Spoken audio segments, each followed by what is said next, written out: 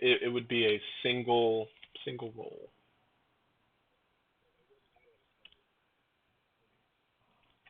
Yeah. So like you just pick the best person in the group for that particular stat.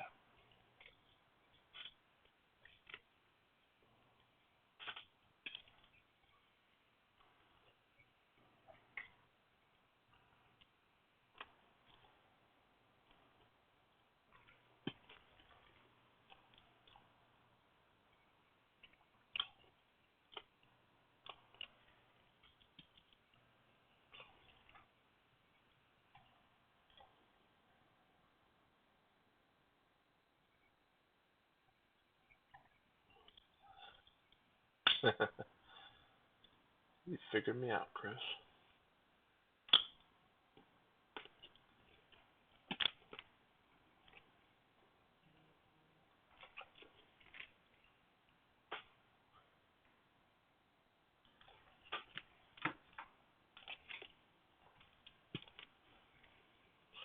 Well, well, while y'all are mulling that over, let's do a quick recap. So the first thing is in the general chat. Um, there's some information on the new weapon rules. So this particularly applies to Olgrim, but everybody can have at least one of their weapons to have one of these new properties. So kind of how this works, it's like this weapon mastery mechanic to the game where there's weapons, there's simple, there's martial, there's ranged, there's ones that do slashing, there's ones that are really light, some that you can hold in one or two hands, right? There's all these different properties associated with weapons. And they've added a new property. It's supposed to be sort of just this, you're not only proficient with these weapons, you haven't just trained a little bit, you've trained a lot. And you can get one of these extra mastery properties. Topple, sap, graze, cleave, push, vex, nick, slow, etc. They're explained in a couple set of pictures in there. So the way it works is you just look at that sheet, and if you have one of the weapons on that sheet, then you get the property that is associated with it. So for Olgrim, he can have 4. Everybody else, you can have a single weapon with a single property. Anybody can change them during a long rest. So you take a long rest, you just kind of meditate on a new weapon, that kind of thing.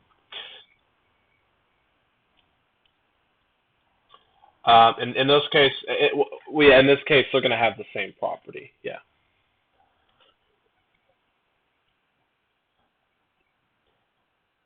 yeah, yeah. And yeah, if you don't know what the properties are, it's explained in one of the other photos. So these are D&D is coming out with like a new half of a new edition. It's the 50th year anniversary. They're trying to simplify some stuff. So this is part of it. So we're gonna play test it, see if it's any good. Well, I said some things. This is this isn't an attempt to balance. They're trying to balance melee versus casters. Yeah. Anyhow, so this is an ongoing thing, so you don't have to read that whole thing today and understand it and memorize it, but over time it's there for your reference if you need it. Yeah, awesome. So a little bit of a recap from last time. Pull up my notes here. So y'all had gone down the hallway of death, failed miserably, left the hallway of death, headed around the lake to the other side, kind of dealt with some alligators, and devised this plan to sneak into the castle.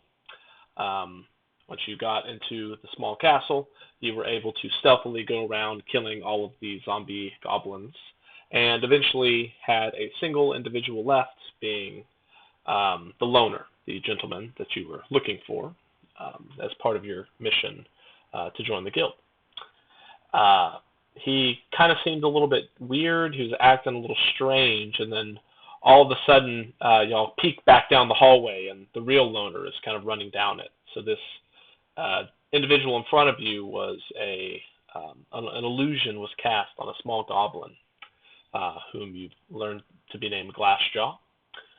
And y'all grab the loner, hold person, you strip him of all of his artificer items, all of his things that he's attuned to, and then you tie him up. Saito throws him over his shoulder, and y'all head out. That wave that came through made it really swampy and muddy, so you had to deal with the difficult terrain. I believe a combination of water walk and a series of good checks amongst the group eventually led to y'all succeeding in navigating through this area without getting lost or getting exhausted. There were many interesting incidents, the last of which was a group of corpse flowers, these large plants that kill humanoids and use their corpses to siren-like lure people in so that they can kill them and get more corpses. You'll have a fight there, and during that fight the loner got away. Ziggy rushes after the loner, and then eventually Fang joins. And as a whole, you all catch up to him, and through a combination of charm person and suggestion spells, you convince him that y'all are not trying to hurt him in any way. You're just trying to get him to take you to the guild hall and introduce y'all to Shin, whom you had already known. Eventually, you make it back and get to the guild hall. Lawrence and Turbo, the two guys that gave you your rank up exam, were there, and the loner, with the magic spells now worn off, was very confused, but nevertheless understood his predicament and didn't fight back. Shin was not very happy with him. You then head over to Councilwoman Hobbs, who was the one that had sort of given this mission in the first place. You return the bag of holding to her that you believed to have the item she was looking for. She thanked you immensely and said, yeah, come back in a few days, and I'll give you the bag once I've retrieved the item out of it. Shin also had mentioned a little bit earlier, hey, head to the town square, and you'll be given your next mission. Upon doing so, you learn that there was a large carnival outside of the town, and this carnival needs security, as they are going to make a pretty long travel from Tefilov all the way up the southern coast and into the central part of the continent, eventually into a large forest into the city of Norgard. This is a multi-week journey, and y'all will be the security details for that. That's more or less where we ended last session, and y'all know that you have 10 days, and you have no particular engagements during those 10 days. That little picture that I posted in the chat, the general chat that has, I forget what I called it, but it's right under the pictures for the weapons, is the mechanics for how y'all can make a little money. So it's got team size and these sorts of things. So y'all are now considered gold level adventurers. You still do not have a name, so you will need to come up with a name and report that to the guild. But what would you like to do during this 10 days? So just to understand the mechanics, based upon this this sheet here, X number of you can get together for a certain number of days and try a mission, right? You'll get gold from it, and then from there, you will be able to spend that money however you wish. However, you could also spend, if you spend 5 days where you do nothing else during those 5 days, you could learn a new language, you could learn a new skill, you could learn a proficiency with maybe a particular weapon, you could craft potions or magic items that your character would have the ability to do so. You can smith or forge weapons or any proficiency you already have with any type of toolkit. So I'll give y'all have quite a bit of time, take 30 minutes or an hour to discuss all of this and make your decisions, do shopping, and then we'll move on. So, well,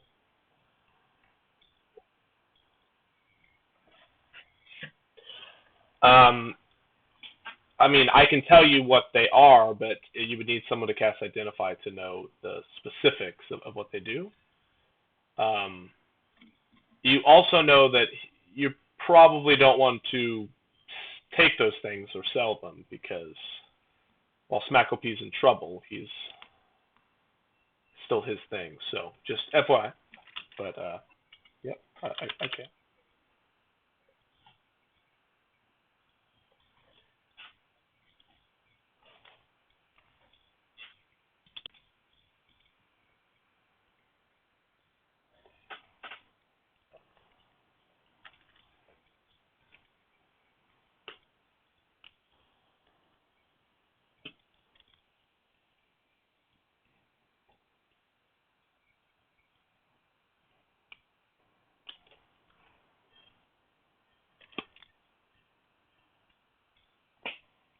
So Saito will continue to play.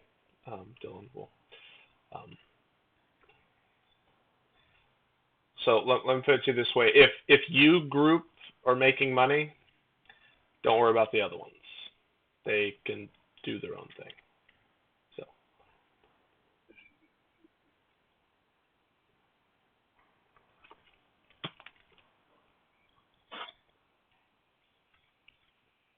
all right, yeah. If you're selling any item that is not damaged or high level magic, you'll just get 80% of what's listed in the books for them.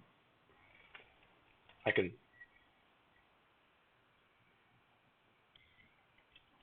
Yeah. So in that case, you have 150. Right? No, you just have 150. Yeah.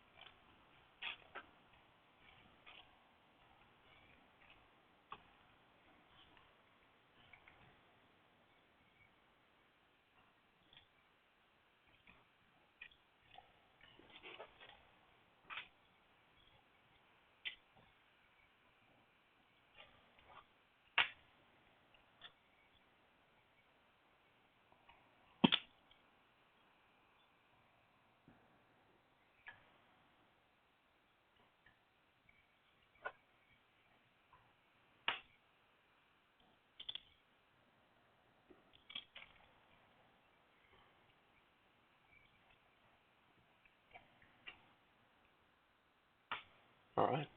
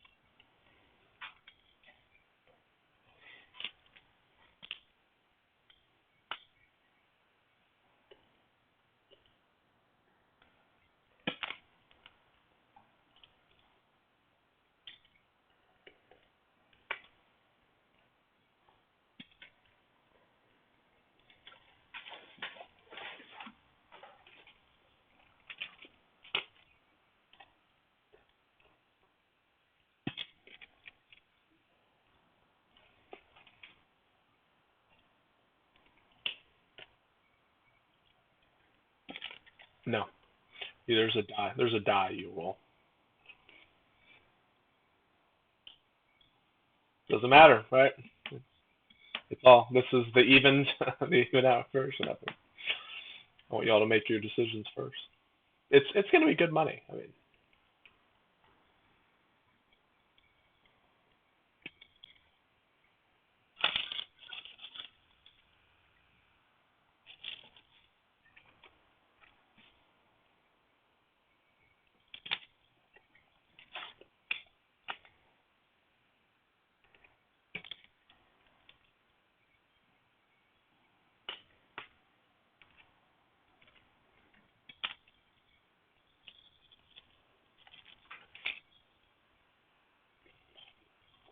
Yeah, but you cannot do anything else during, the 5 days.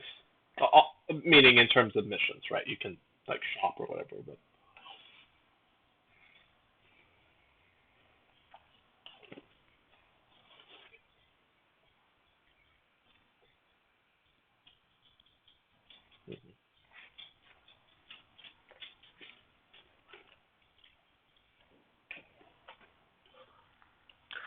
remember you have. I'll just say since Saito's not here, you have Saito, Rowan, and Ziggy if you want to use them.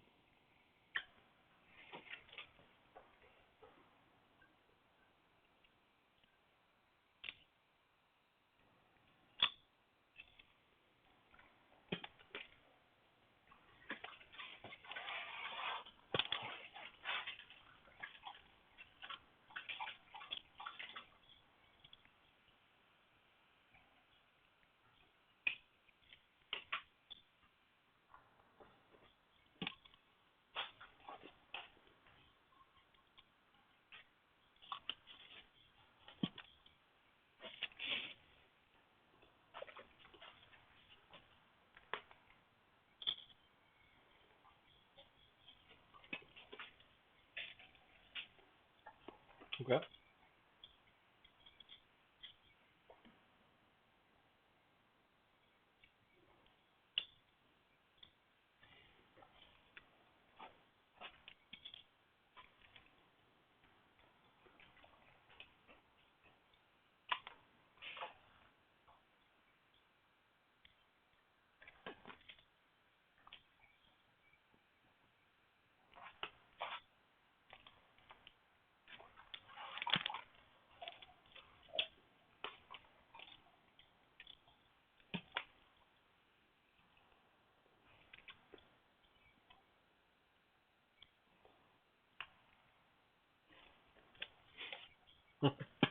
Wait, was that you deceiving them, or was it a test?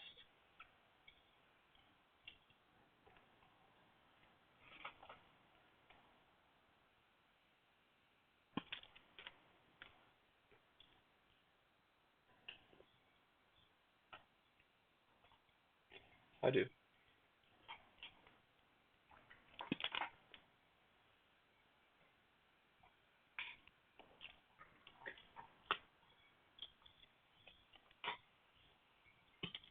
Of course, they're just a class of mission. Sorry. Yeah, sorry.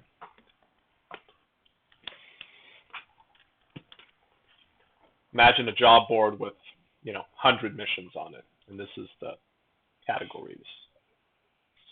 Yeah, yeah, yeah. Fair.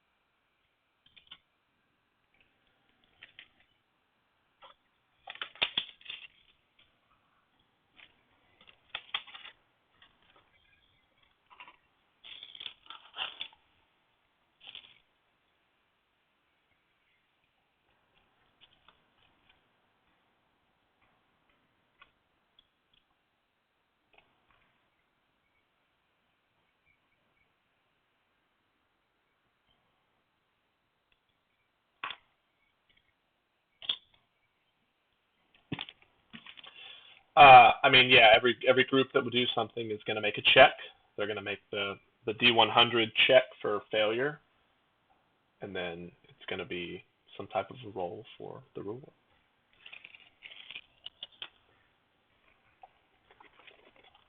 It's a single skill check though. So somebody in that group of 2, 3, 4, 6 will make that roll.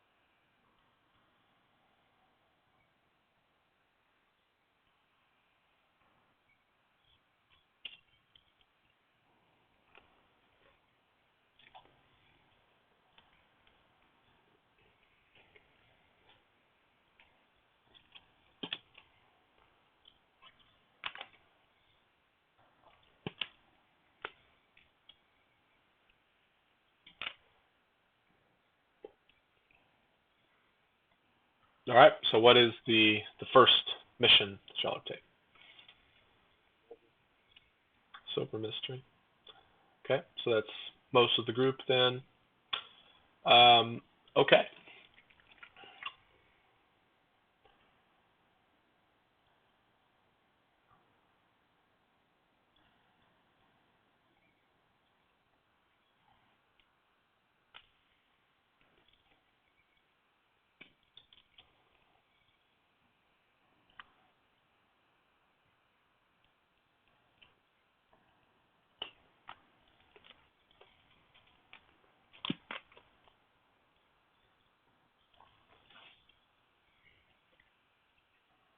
That'd be funny. Um, y'all have spent a little bit of time in the town, and you've been sort of learning the inner politics, talking with some people, learning from people of the guild. And for the players, or at least for Cody and Chris Basic, um, you might remember there were some missions that y'all had in Pep Tefilov originally to go check on some Excelsius powder that had been missing. Right? So this was the Golden Monsoon Merchants Guild. The Monsoon Company, Gold Monsoon Company, has quite a few missions that they put up. And you notice a pattern between a handful of the missions that were seemingly unrelated. And you decided to take all the missions and try to sort of combine them together to get a reward with, less time. So that's the lore behind how you get more money for it. A little bit smarter about it. In doing this mission, there are a series of stealthy events. There are a series of deceptions, uses of magic, many fights amongst all kinds of people. But at the end of the day, you have to sneak into a cathedral. And I'm going to need a religion check. So how this works is there is a particular DC that I have in mind. Two of y'all can make the check. And you can use your reroll on it.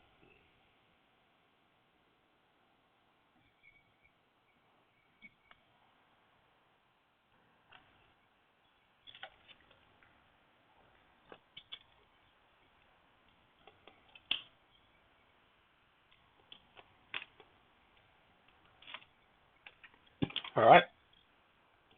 Religion check.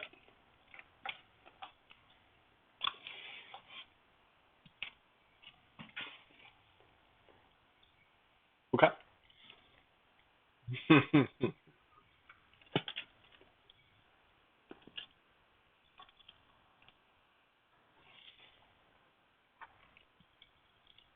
No, you don't have to use your reroll. It's only one of you has to do, unless you don't think an 18 is good enough, which it is. All right. So an 18 definitely passes. Now, one of you, I need a D100. There's a 3% chance of failure, so just don't get a 1, 2, or 3. So roll it and roll 20. Just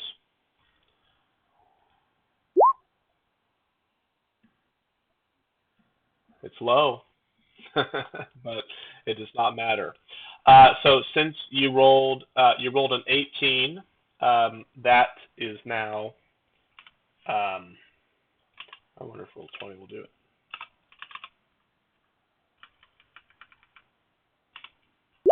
Does it work? Yeah, it doesn't work. But anyway, so you multiply your check by the amount of gold. So, yep. You do very well on this mission, earning quite a bit of clout within the guild, though also making a few enemies, but overall very, very useful. So that was 6 of the days, and that included everyone except Vic. Vic, you spend your time going from cathedral to cathedral, from alchemist to alchemist, from apothecary to herbalist to just learn all of the different things that you can about medicine and healing, trying to supplement the knowledge you already have. And through that time, you're able to gain proficiency with the medicine skill. Takes yeah, absolutely. Just whatever the price is in the book, you can buy it for that. Yeah. I can mention this now. Like, if there's anything that's listed in the book as just like a sword, a shield, some herbs and stuff like that, you just go look up the price and buy it. If it's a magic item, well, just talk to me about it. I don't, we don't need to bog down the time with all that. But most of y'all have 4 days left, and Paul, you have 5 days left to decide what to do with your time.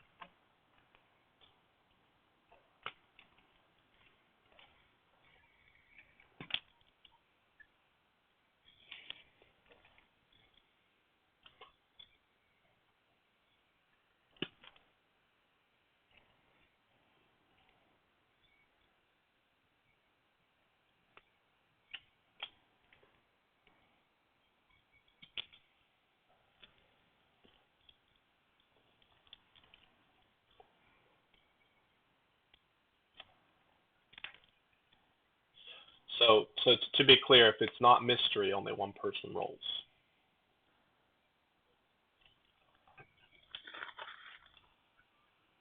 Okay. Yep.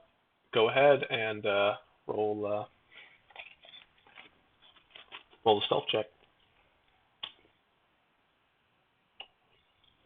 Oh, I mean, you will. I just want the stealth check first.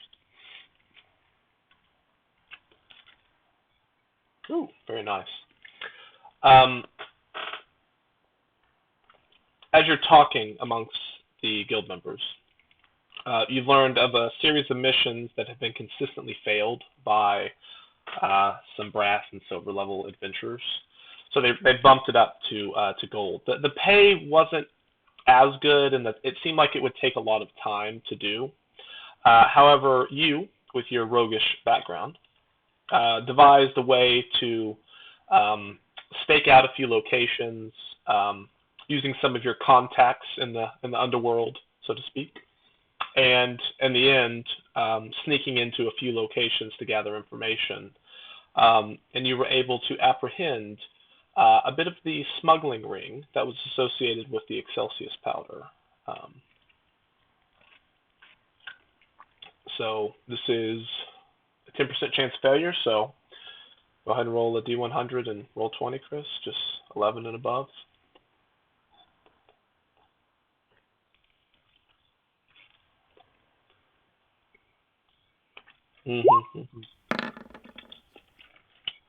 There's no problem. So you said 19, so 19 times 20. So what?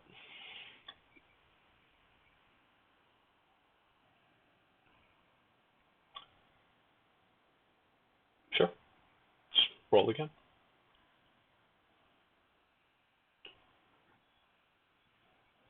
Yeah, D100.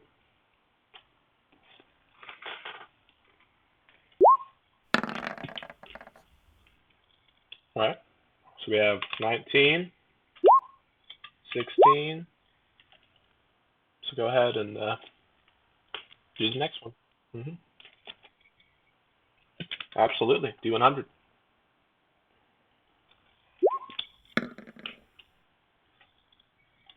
All right. Go ahead. Okay. D100. So 21 plus 31.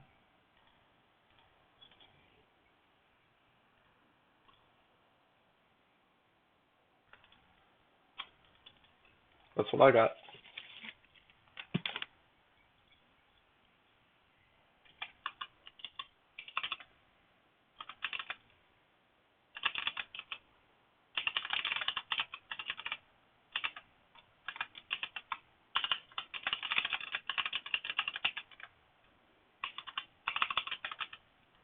Yeah, so 1,600 gold piece. What you got out of it, Chris?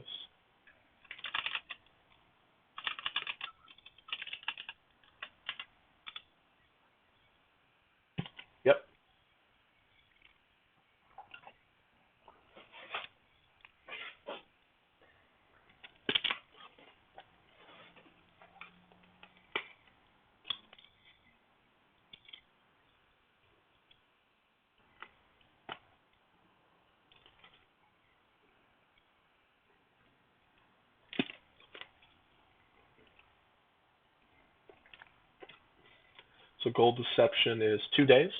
Just doing it once. Okay.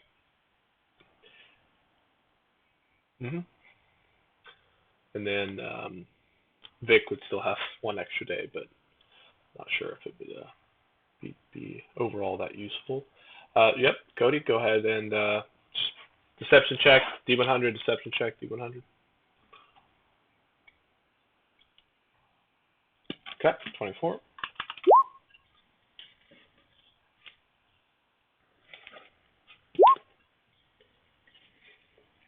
What's the chance of failure? 20. Yep, you're good.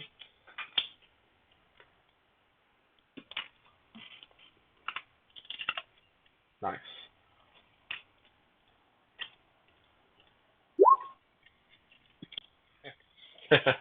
All right, so you get the first 24 times 20.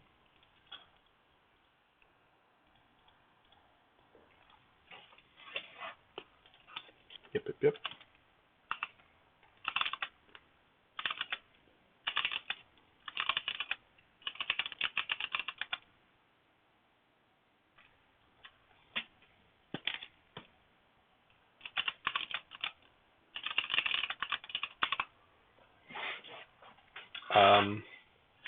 All right, is there any shopping or miscellaneous things you would like to do? So this will be your last time in a civilized town for at least a few days.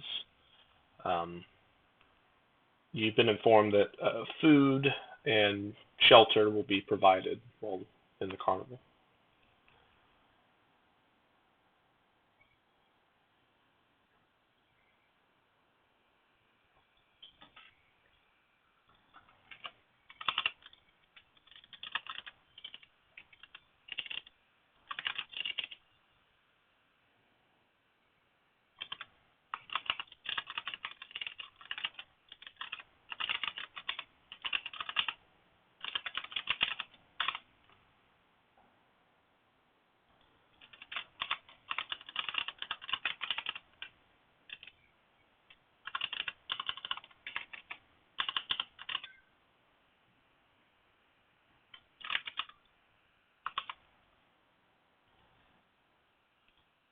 All right.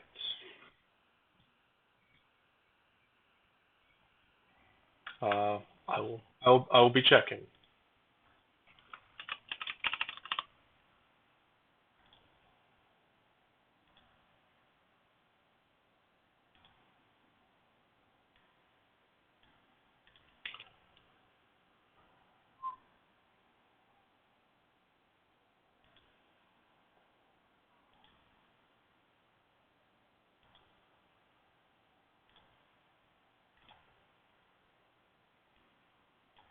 So Fang, you head to the arcane tattoo parlor, and you're kind of showing him the tats you already got. You're kind of talking him up a little bit. He wants to charge you 700 for it, but you think you may be able to talk him down. How would you like to try to do that?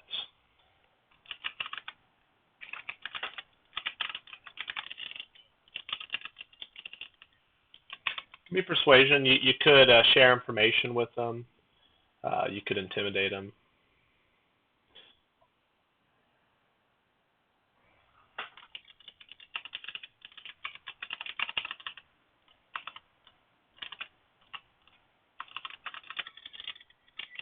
Okay. All right. You spend about a half a day going over designs and specifications and exactly what you want, and eventually you settle on the exact tattoo. He inks you up and provides you, um, with a pretty good experience overall. So you now have 2 Eldritch Claw tattoos. Requires attunement, I believe. Okay. All right. Yeah.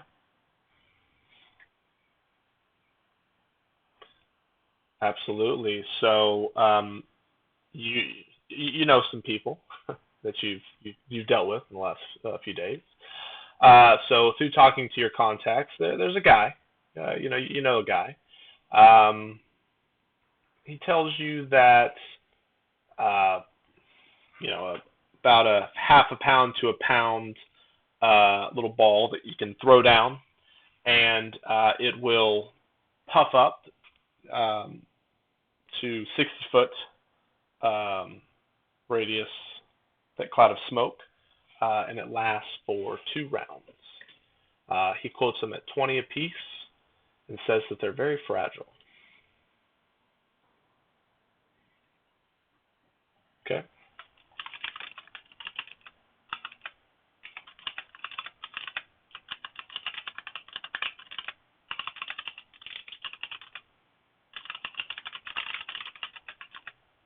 Okay.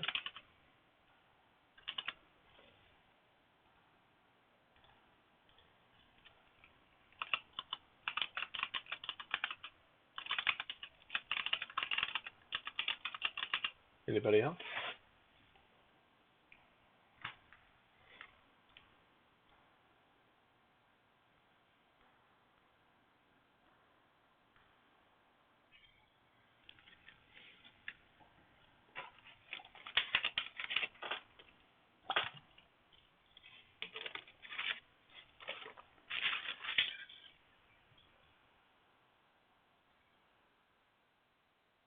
What'd you say, Chris?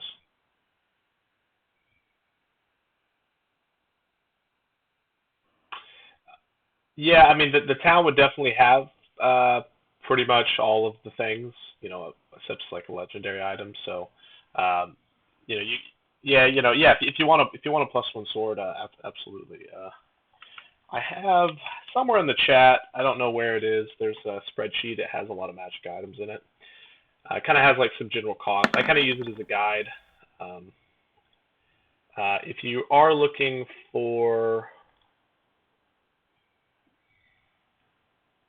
yeah, if you're looking for a plus plus one, battle axe, warhammer, just any generic weapon, those are going to go for about 1,000 gold. So,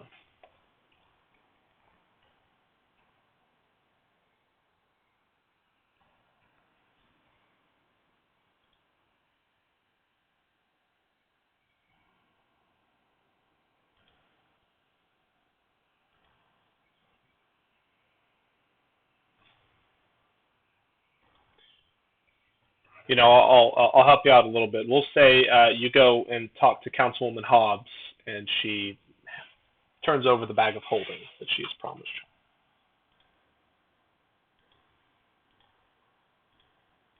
you. That that would sell for in the 4 to 5,000 gold range, unless you wanted to keep it yourself. I think you have bag of holding, a haversack. Okay, yeah.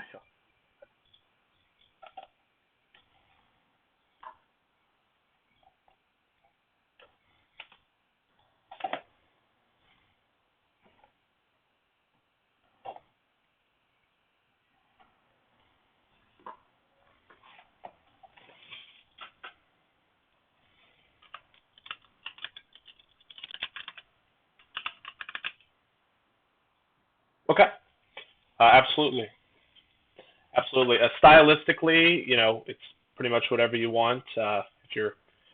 If anybody's buying some cool items, it'd be cool if you posted some AI art of them, or maybe looked up some art or something, when you have time.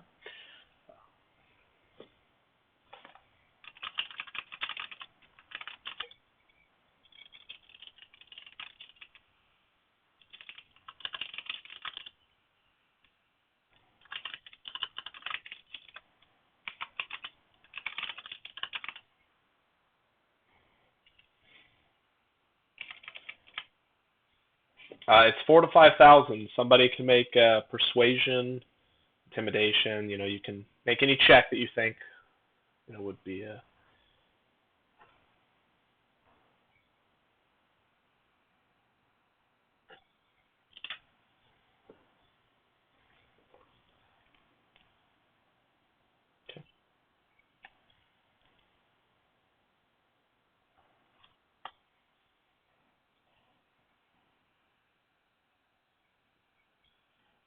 21. On a 21, you talk to the shopkeep. You tell them that it once belonged to Councilwoman Hobbs and the famous the loner from the guild, and they kind of get excited about that and maybe repurchase it for a little more than they should. You get 4,500 gold pieces for it.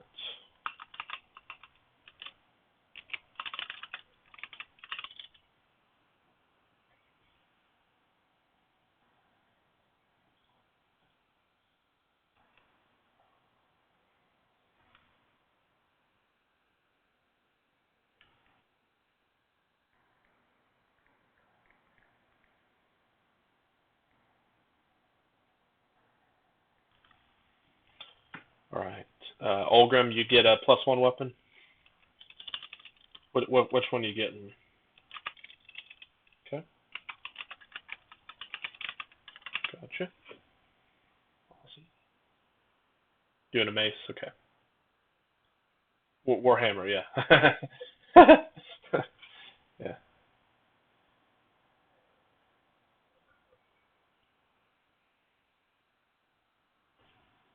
Yeah, I think a few clerics get them, but it's only a war cleric that has mace. Right. Fang, you got your tattoo. Olgrim, got a weapon. Vic, you got a weapon. Art, you interested in loosening those or lightening those pockets of yours?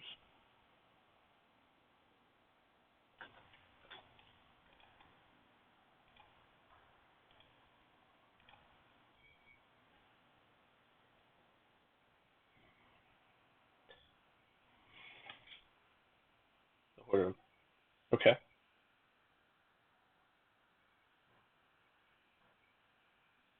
How did disguise ring of protection? Okay. Let me see. The Hat of Disguise, let's see. Is it at will? Cast disguise self at will? Or. Yeah, let's check that out real quick.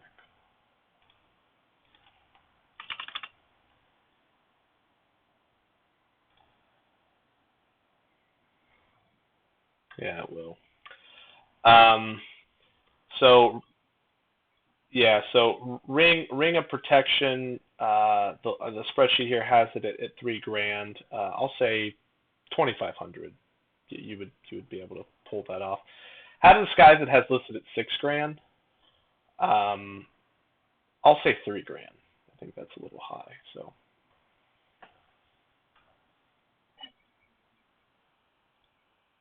okay, yeah. So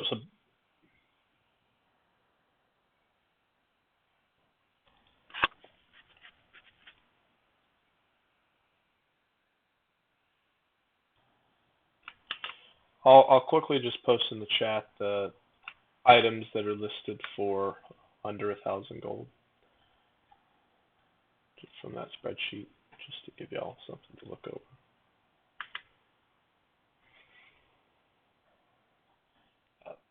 I would say these prices are, you know, more or less. I'll give you my exact price. You just tell me, but they're gonna be pretty close.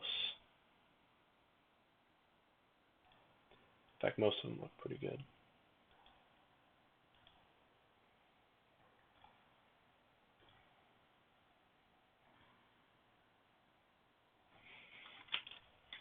You also, just FYI, you'll have 5 magical arrows and 5 magical bolts from that set that at the moment I don't really think any of you would directly benefit from.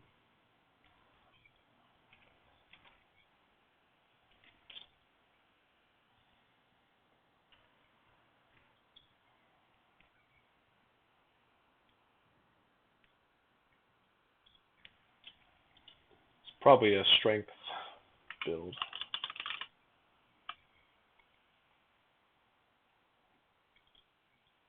Okay, 200 gold.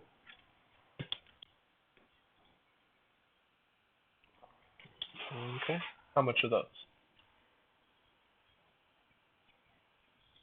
Yep. Just a note to you, Fang. We'll say that normally these potions are, quite large. They're like softball size. Um, we'll say they pour one off in a slightly smaller um, version for you, but then it's only usable by you. The health potions, I'll assume you want full size to be able to use on other people. Okay. Okay.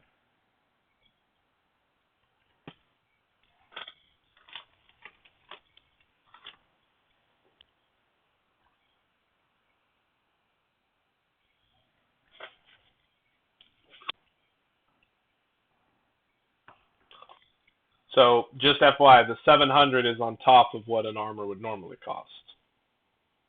So if I don't know what armor do you wear, Olcom? Chainmail. So you could sell that chainmail for 80% of its value, and then just the 700 is an adder.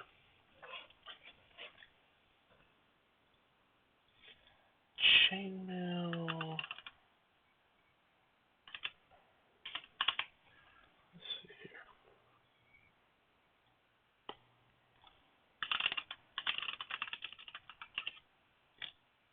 Okay.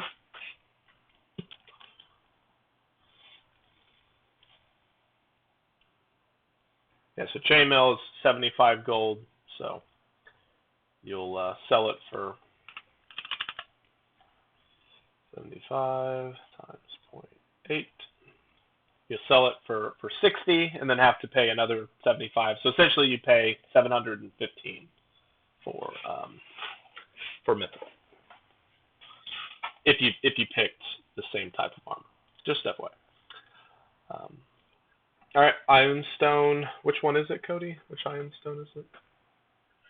Protection. Okay.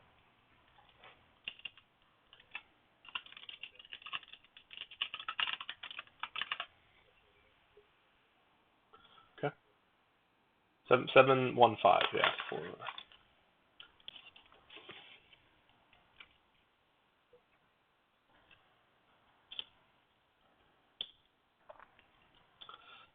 just be careful of items that require attunement, so like your Ironstone, Cody.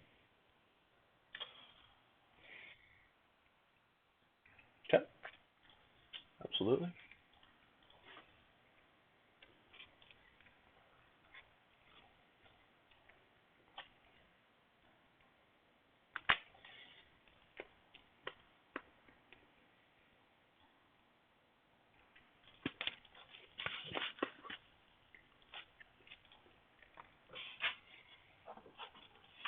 All right. Is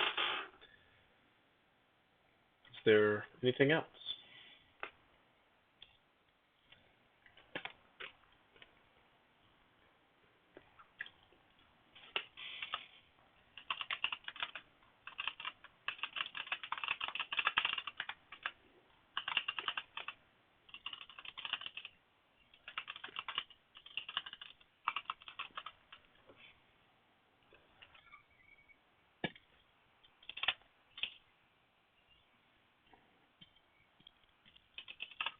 Pretty sure that was Saito.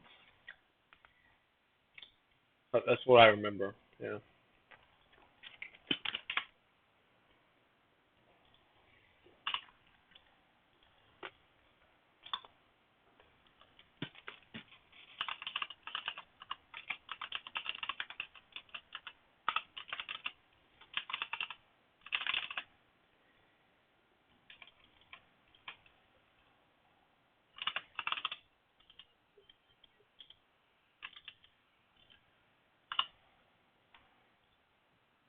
Got him.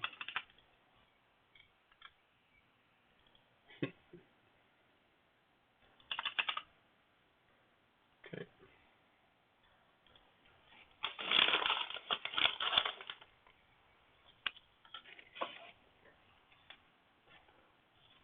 So, Fang, you got a tattoo and 4 health potions. Yeah, the smoke bombs as well. 2 invisibility potions. Okay.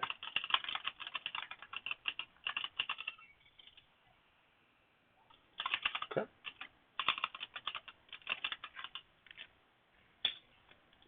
Art, what did you get?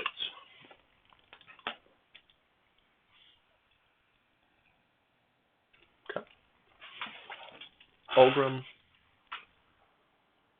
you got weapon, armor. Is that it? Okay. And then I think Vic's working something up over there.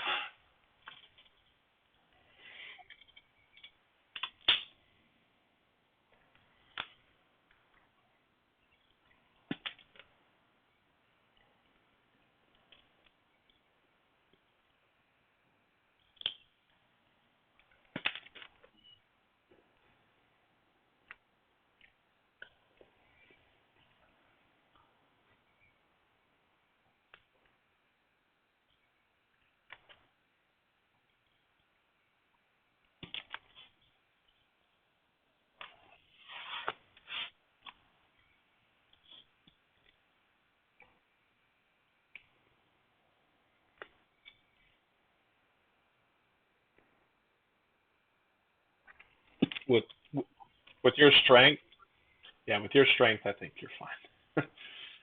Yeah, it is slightly lighter. Yes. Yeah.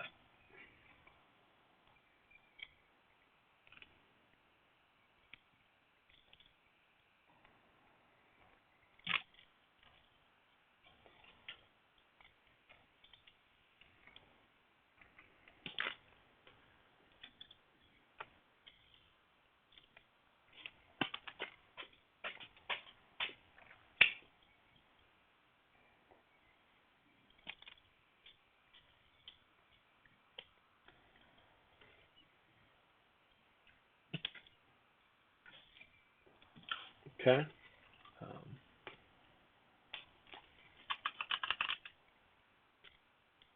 yep. Absolutely. It shouldn't be too big.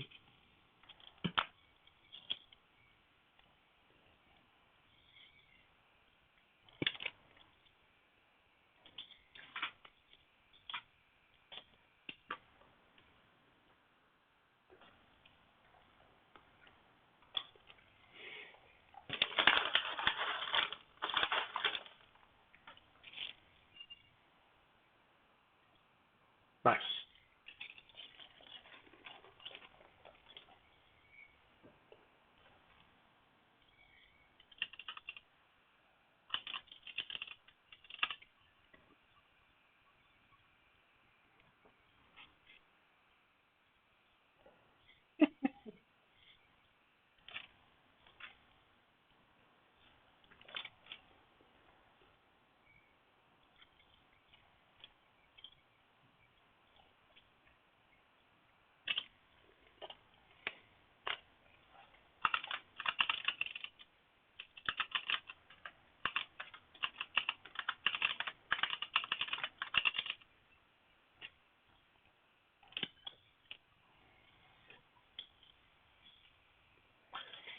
Um, let me look. I have its inventory.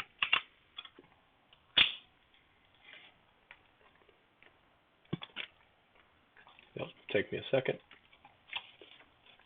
By the way, just maybe y'all can think this over. Selling Hydra scales and Wyvern blood, you don't really just walk into the general magic store and sell those things. Those are probably used for sketchy shit.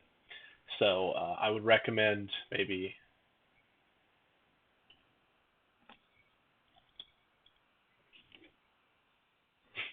Yeah, me could go to the guild too.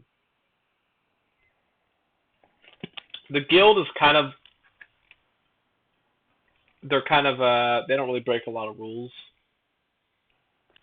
Of course you can. I mean, they're still gonna fetch lots of gold, but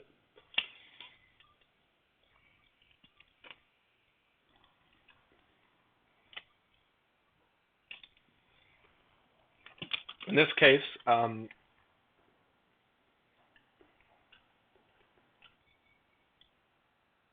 yeah, in this case, go ahead and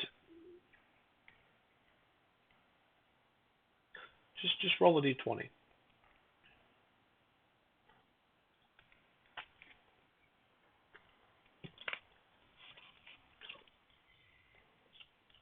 Okay.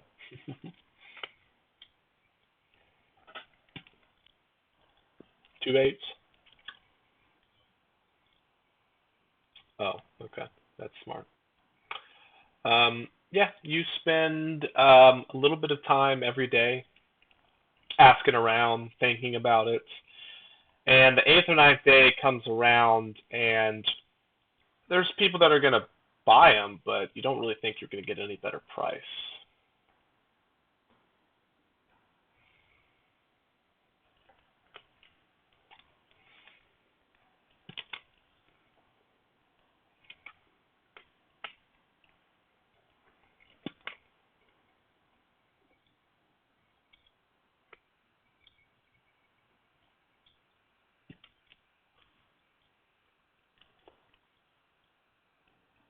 Give me an investigation check.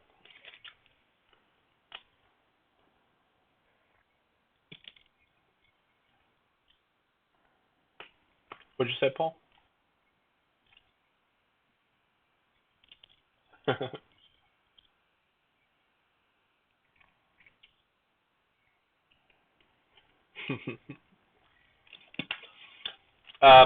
Art, after discussing with some of the members of the guild, there are a few people that plan to take some trips, um, maybe to the capital or some areas that are known for different types of magic. And they're offering to, let's just say, to buy them for similar prices to what you would find in a store. So, kind of your pick at this point who you want to sell them to.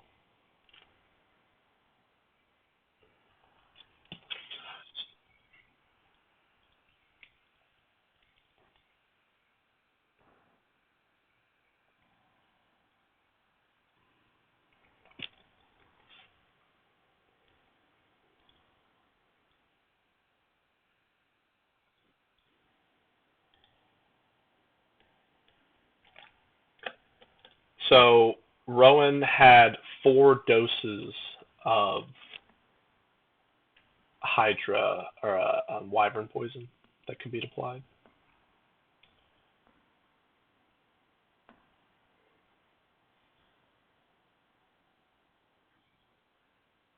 Yeah,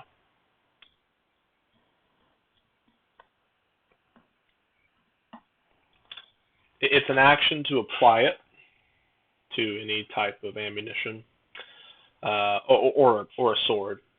Um, it is single use though. The first time that you hit with an attack, it is used. If you throw it and you miss, it's still on there. Yeah, it's gone. It's gone.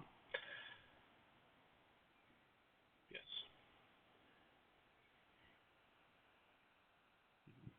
And you can just look up wyvern poison. I don't remember the exact damage. It's something crazy, 8d6 or something. Okay. Uh, yeah. Um, so Cody, yeah, you could get the I think it's called the wand of binding. Yeah, you could get that from Rowan.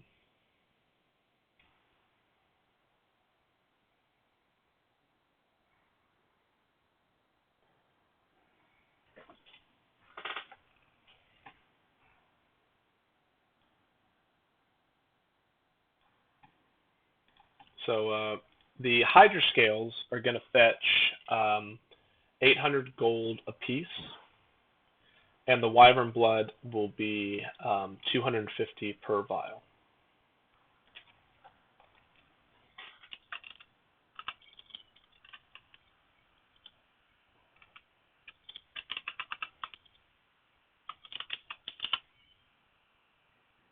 Mm-hmm.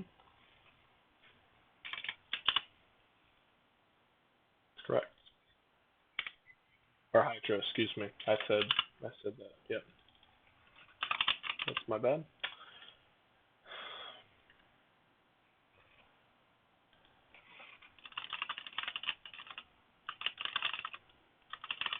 So you selling them to some guild members? Okay.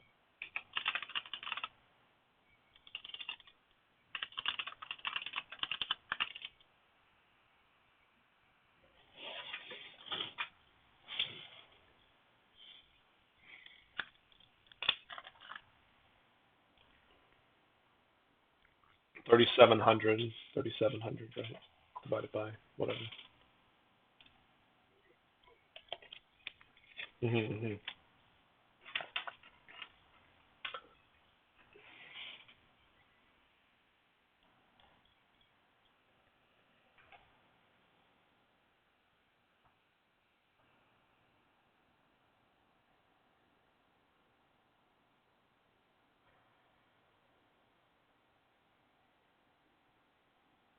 Okay. Any other items y'all want to offload? I know there's a lot of things that y'all have from going back to the beginning of the campaign.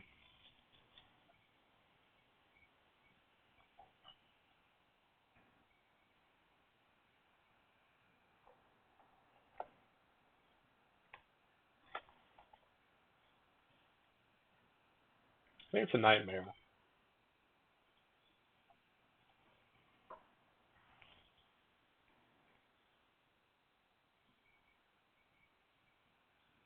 Yeah, it's a nightmare.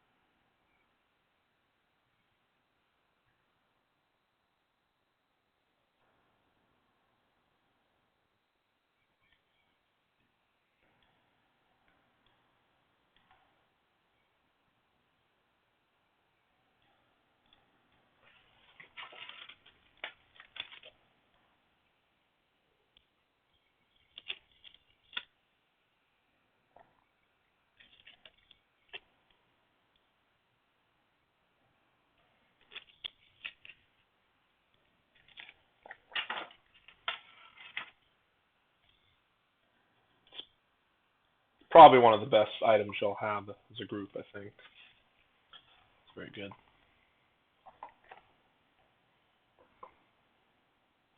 Rowan also had, I believe, 8 walloping ammunition.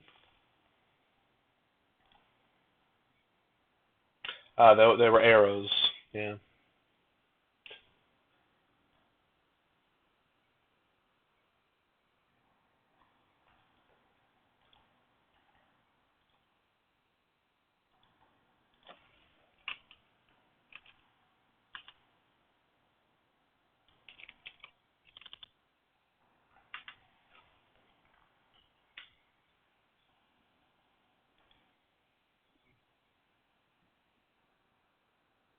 Yeah, so those bolts, there's 5. It's not a real item. One I just kind of made up. It's +1 ammo, which is permanent. They're +1 arrows, so they can't be broken by a normal attack. They'd have to something crazy would have to go on. So you can always recover them. Um, the first time that you hit an attack with each of them, there's a D100 table. I believe it's in the general chat. I don't know where it is. Yeah, it's right below the map. Um, it's got some crazy stuff on there. Uh, yes.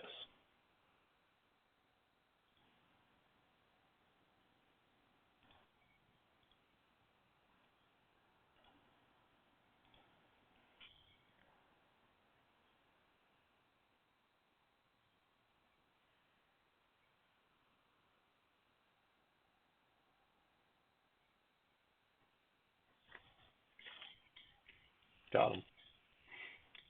So luckily in Roll20 in the chat, you can just type roll D104, and it will roll. Mm-hmm. That's another important aspect. So they're very shiny. They're definitely silvered. Useful against werewolves or lichen.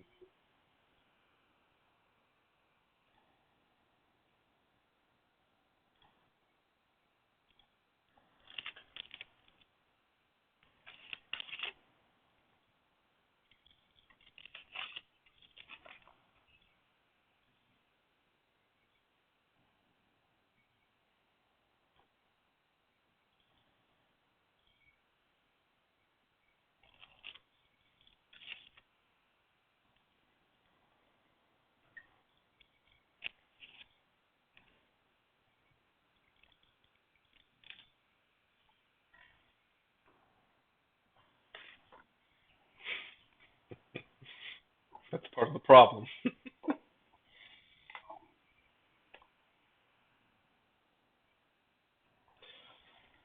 For reference, that was obtained at the very beginning of the campaign when they walked in on a kind of a dark paladin who had this giant ritual circle on the ground and a large hydra egg. And he appeared to try to be reading the spell scroll to summon some entity. You now know that that individual, Zitran, worked with the Truldanog. So do with that information as you will.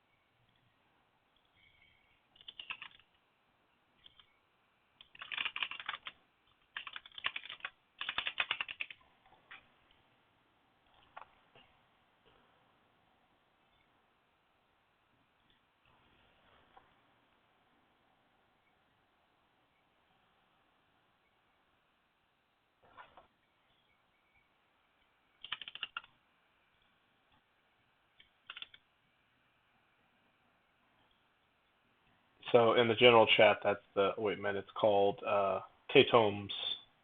Kog. Well, I don't know how to say it, but hey. But it also cures some like poisons and diseases as well. So it's a little bit more useful.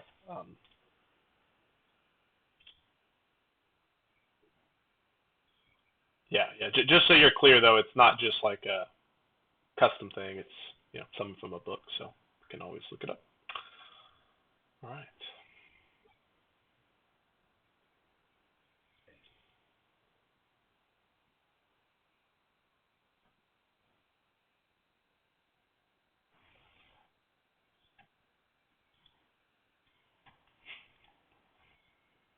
Yep. Good thing this isn't recorded, right?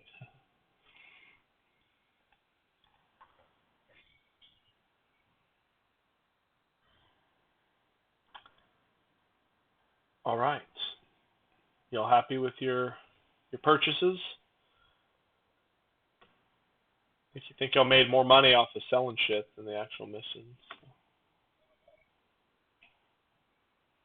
Yep.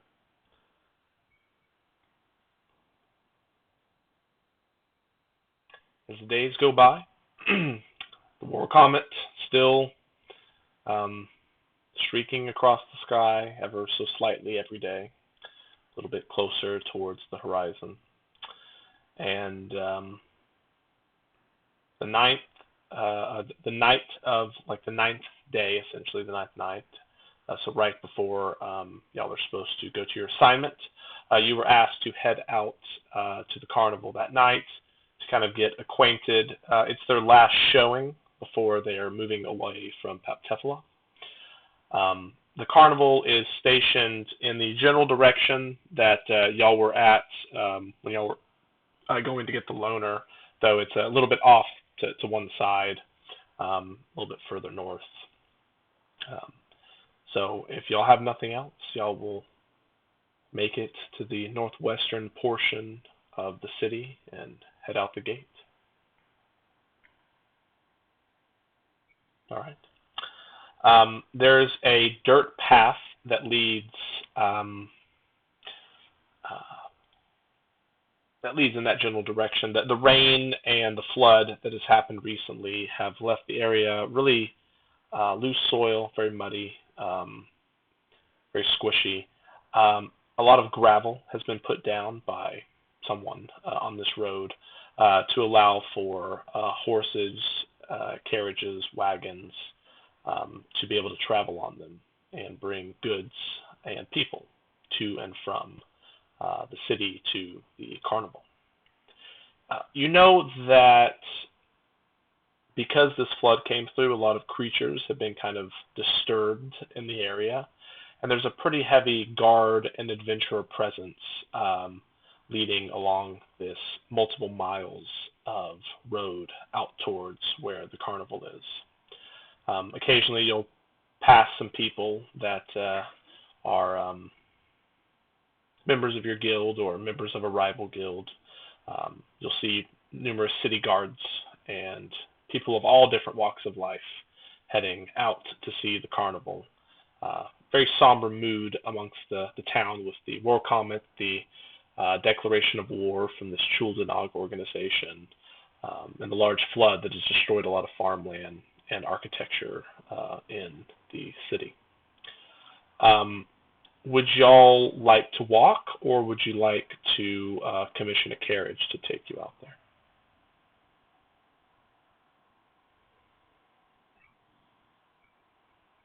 Yeah.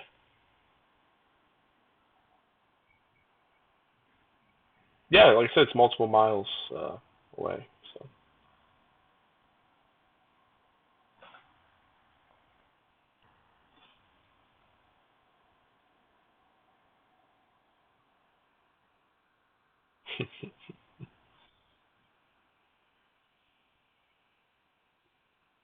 yeah, use the magic item for this. That's funny. They're offering rides for a silver a person.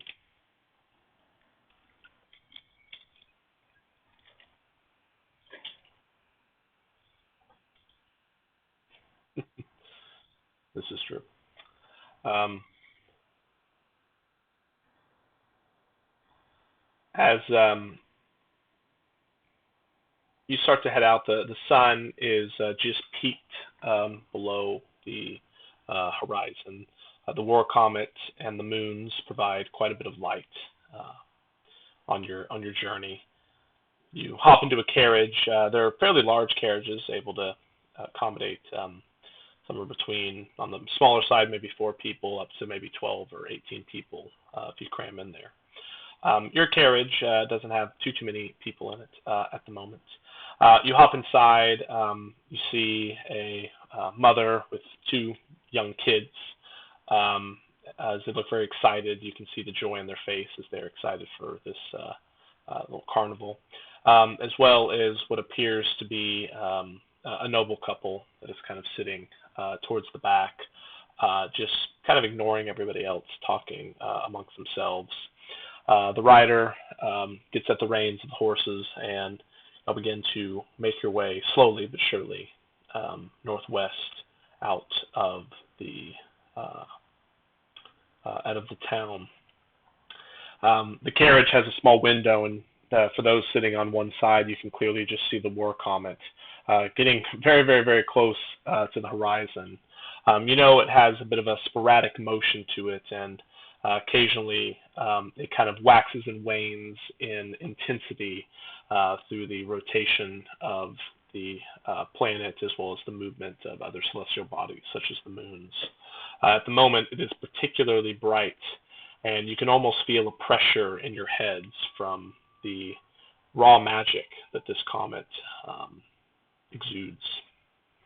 The noble couple in the corner of the carriage, you hear them talking. They're saying, "Well, dear, I'm very interested to see what this carnival has to offer. We don't have much time. I think the war comets will be probably setting tonight. Um, I'm glad we got to talk to our son one last time." The wife says, I agree, dear. It was well worth it. We made some poor decisions, but in the end, all is well.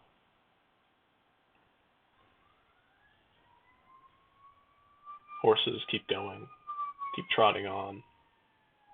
Um, One of the ladies, the lady with the two young kids, is kind of trying to rein the kids in. The kids go up to the nobles and are kind of like pulling on their pant legs. And she says, "I'm so sorry, I'm so sorry."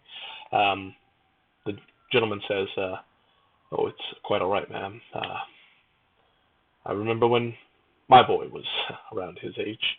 Quite rambunctious, aren't they?" "Yeah, yeah, yes, I agree." Kind of go back and forth, some light conversation. Um, the war comet starts to flare, gets brighter and brighter and brighter. You start to feel this pressure in your heads. For those that are casters, it is a particularly nauseating feeling. You almost feel as if a migraine is just slowly getting worse and worse and worse and worse. You might bring your hand up to your head. You might try to shield your eyes, try to get a little bit of darkness to maybe make it go away, though it doesn't really seem to work. And then all of a sudden, it's gone. The headache subsides.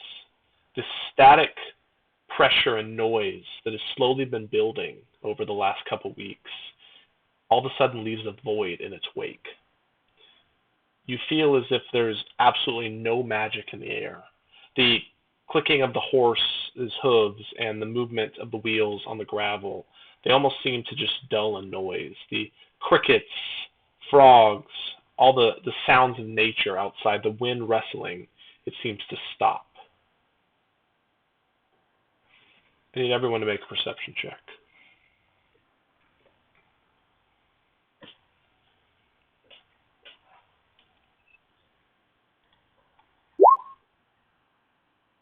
Nice, Paul.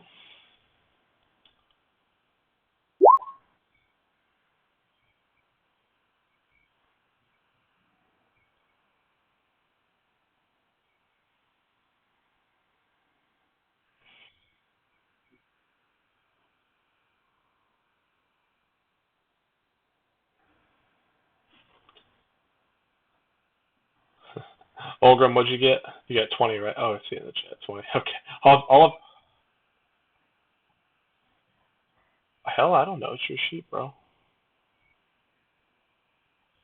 Perception.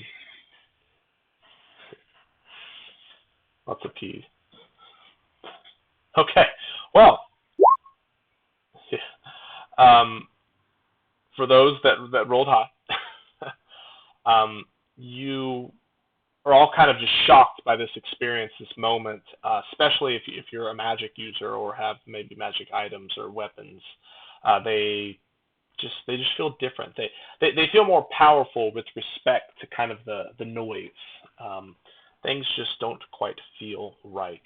You start to hear murmurings outside, and as Vic is sitting there, just kind of looking out the window or whatever he's doing, the trees kind of they kind of move through a group of trees, and the large storm moon, the yellow moon, casts a very distinct yellowish light into the carriage that y'all are in.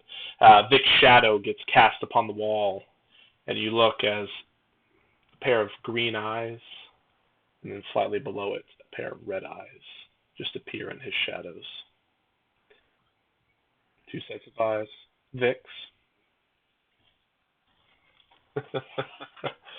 Vic, you feel their presence. They're not angered, but it's as if there was something holding them back. and that thing is no longer there. You might feel uneasy.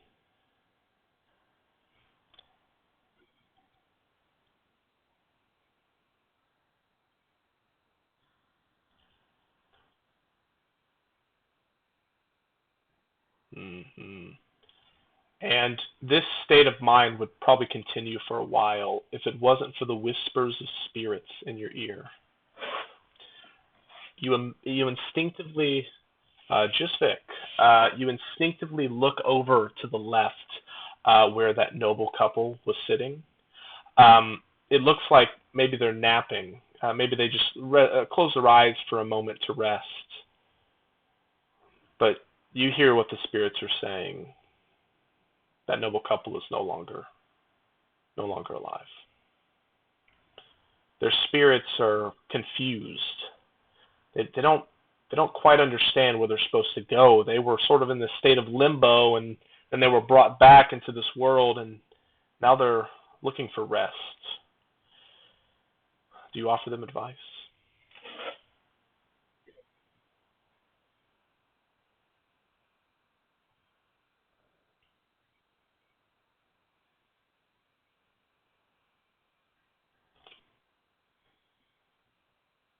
Okay. All right. We'll get you their names. You have Sir Marcus Drake and Madam Jacqueline Drake. For those that are paying attention, that was the noble family that kicked the campaign off, the ones that stole the Hydra egg. It's unfortunate that neither Rowan or Saito or any of the original members were here, so I couldn't couldn't tie that one in. But Jacqueline, Marcus and Jacqueline Drake.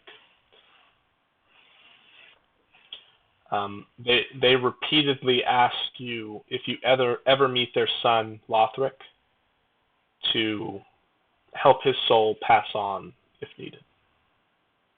That's the thing they're most worried about. The thing that maybe was keeping them here more than anything else.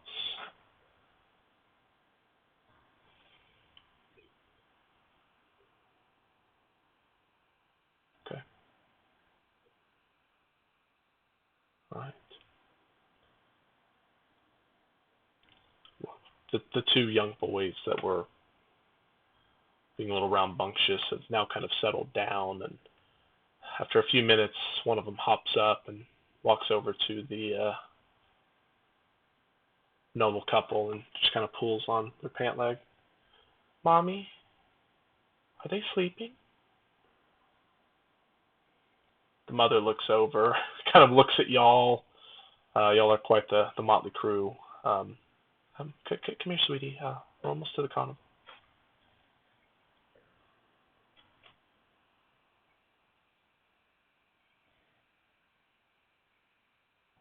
Okay. Okay. The mother looks at you kind of worryingly, not sure what antics you're up to, but after a few seconds, everyone's mood lightens ever so slightly. Kids enjoy trying to reach for them, and their hand passing right through as it moves in circles around their head. She just kind of nods at you. Thank you.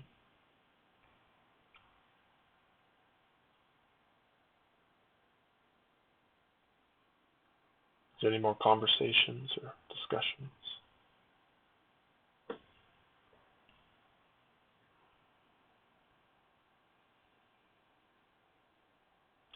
All right. Awesome. I need everyone to make a dexterity saving throw.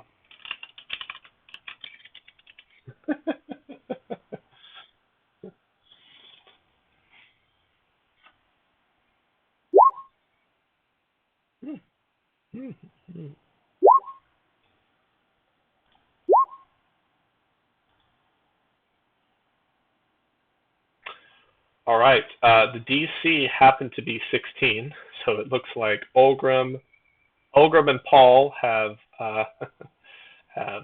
failed, and everyone else has passed. That is a 19 bludgeoning damage, or halved to 9.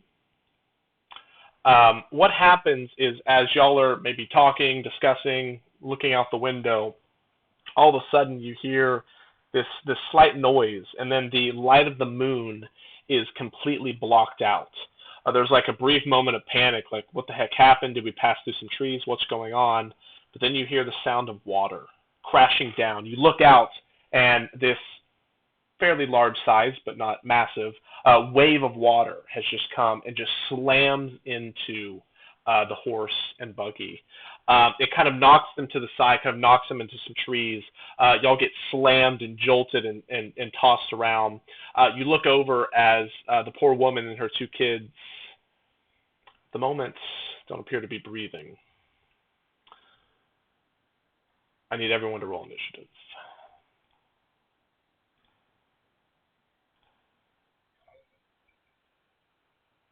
That's what I do, Cody.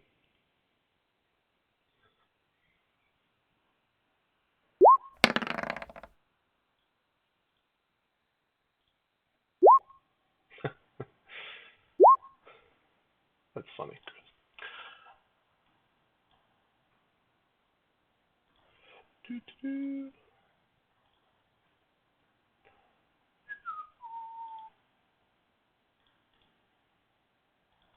Okay. See a 23. See a 12. See a 22. See a 9. Yes, yeah. So to set the scene, this is sort of just a very long caravan. There are hundreds, maybe thousands of people that are walking it in this local area. It happens to be no people walking, and just what you see here. For all intents and purposes, in this battle, these horses and carts and all of this are unable to move at the moment. They are, we'll just say, kind of buried in some mud or something like that. But yes, y'all are currently inside. I'm not sure whose tokens I have on here. That some of them might need to be moved.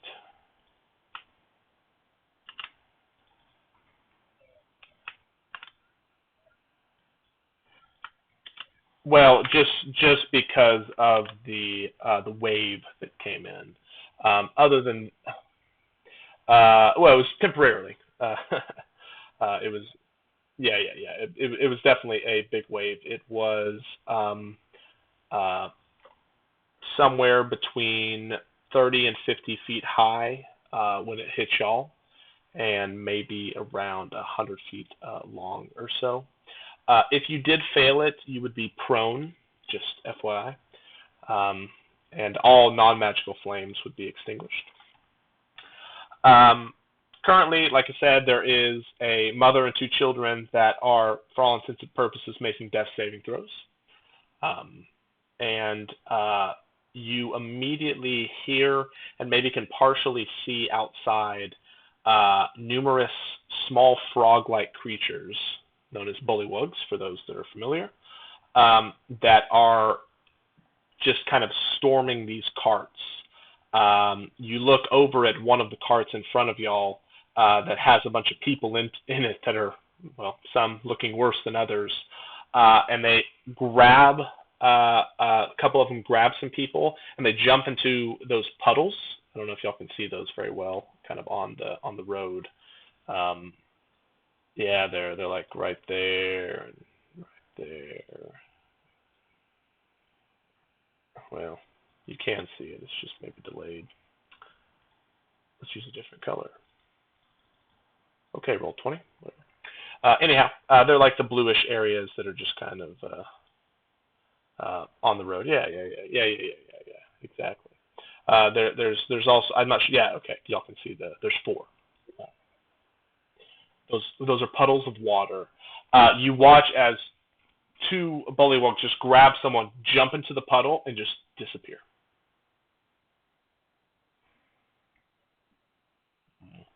Bullywug.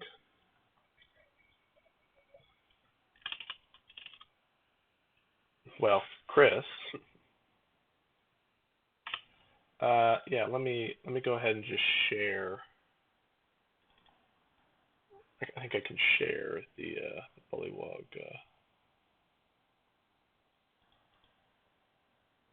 with y'all, maybe. Maybe I can, maybe I can't. Let me just see what I can do here.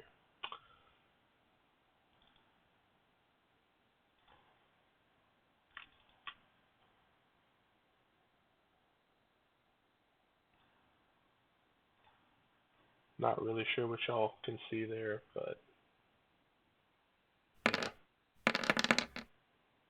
there you go. Kind of what they look like. They are considerably larger than Yufeng. They would be the size of, a teenager, human teenager. So maybe about the height or a little bit taller than Olgrim. I need. Let's just have Paul. Could you give me a D4, please? That's correct. Isn't it your favorite? What do we got, Paul?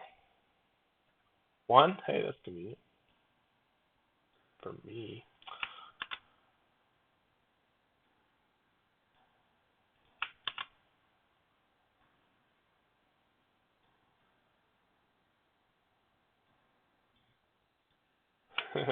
they're bullywugs. Yeah, they're bullywugs. The artist, maybe not the.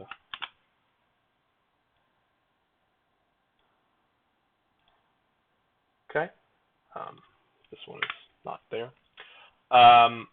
Fang, you are up first.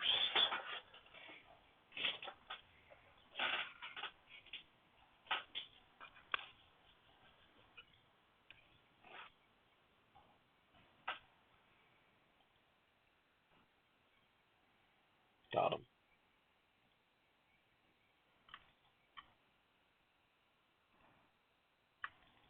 Okay. Are you trying to leave the cart then? No, I'm just asking if you're leaving the cart.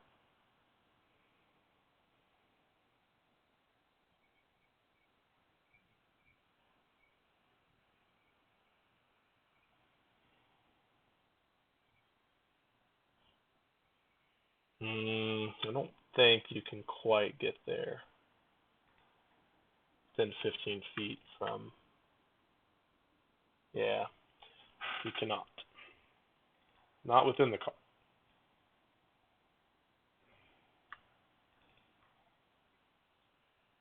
You got to get out of the measure mode. Well, yeah, I mean you can't get there. I mean that's the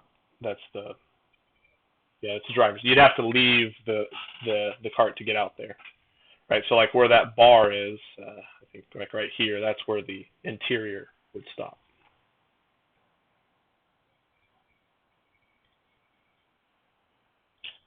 Okay, so yet again, are you trying to leave the cart? Yes. Okay. So there is a small window um, that the cart has been partially deformed due to this wave. So it like slammed into some of those trees to the side there. The door itself appears to be in a condition that would not be easy to open. If you would like, you could try to kind of slither out the small window.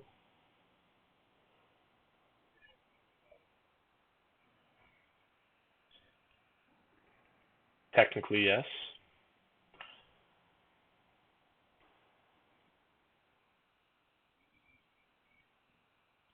Okay, you gotta kind of like squeeze through. So I'll need acrobatics or athletics checks. Yeah, I know. Yeah, I mean, yeah, like Olgrim would have to make a check to fit his hand out the window. So, um,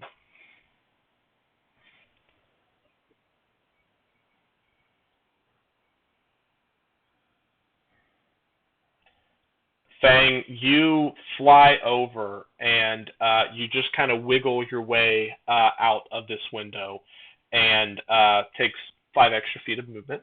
But other than that, you get wherever you can get.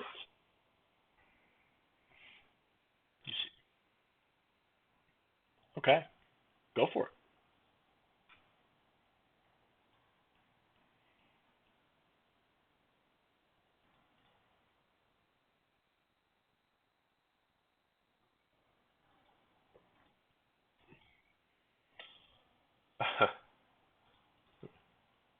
No. Try again.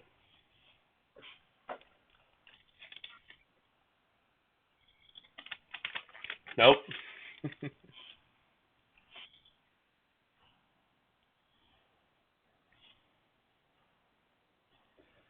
Right. Yeah, you did. You did.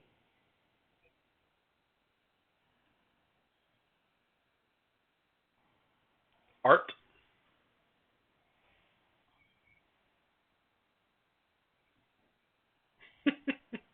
in jail.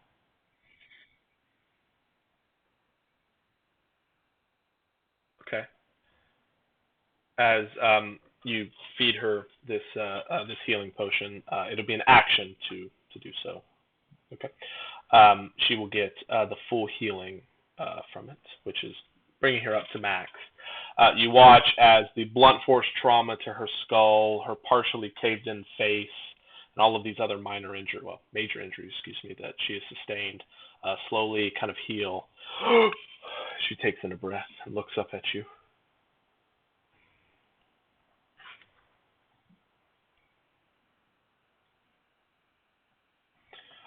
She just kind of grabs it, just she's confused. She looks down, and then she just goes into a state of shock. Can you make a persuasion or intimidation check, usually?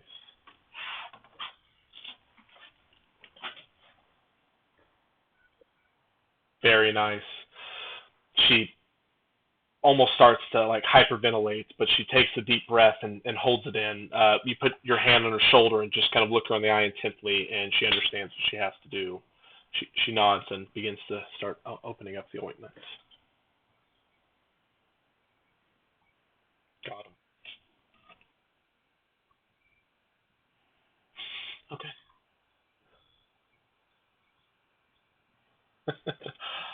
Okay. Awesome. Internal positioning. Let me see. I'm sure we have too many tokens here, don't we? Yeah, that's right. All right. The door would be like right in the middle, uh, sort of like in between you and Olgrim. So that's correct. Yeah, either side. So all right. All right. It is now the Bullywug's turn. That bullywug that was looking at you, Fang, it just does like this big old frog leap up in the air as it's got a spear, like it's going to throw it at you, and then it lands, and it lands into the puddle. It just disappears. You're like, what the frick? What's your passive perception? The whole frog with the spear like jumps up like he's going to throw, and just like disappears into the puddle. Okay. I don't know if this actually it doesn't actually do it for me, but that's fine. Um,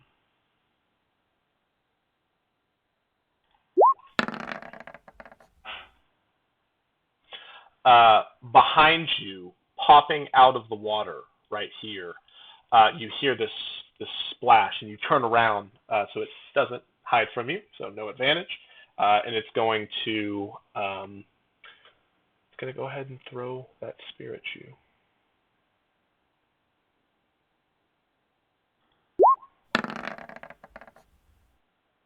15 to hit.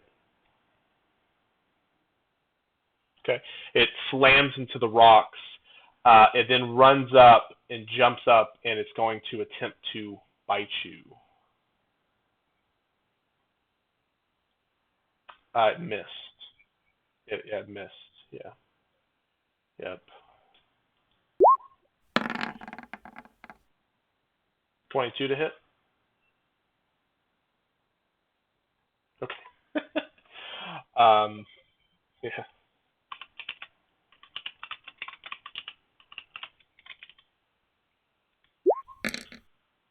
This one does. Um, that would be 12 poison damage as a little bit of piercing from some sharp something within its mouth, and that's it. The other frog that was over here, he's going to do the same thing. He's going to like run, and he's going to attempt to hide. So he will go ahead and take the hide action. So that beats your passive, correct, Chris? All right. So at advantage, I will take my 12 to hit. Yep. And then it will go ahead and do like a big jump right over to you and try to bite you as well.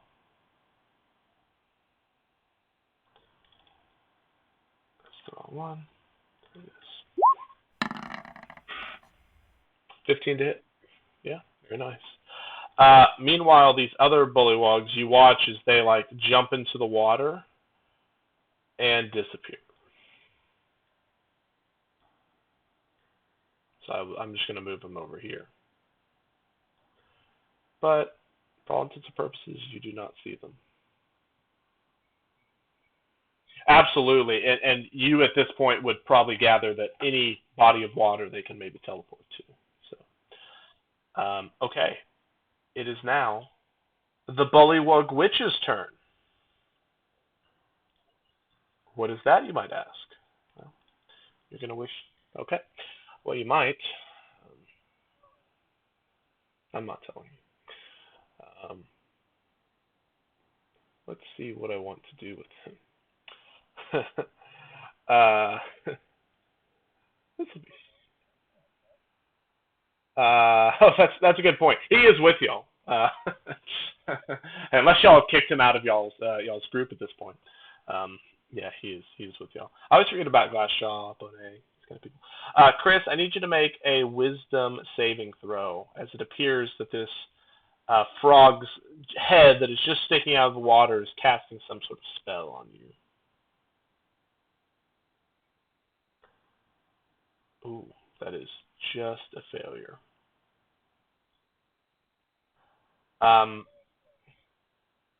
No. That would be cool, but I'm not doing that. You have disadvantage on ability checks and saving throws that are associated with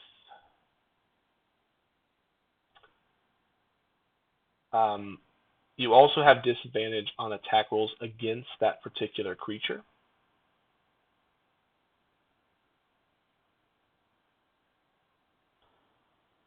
And I believe that is it. You have disadvantage on ability checks and saving throws that are made with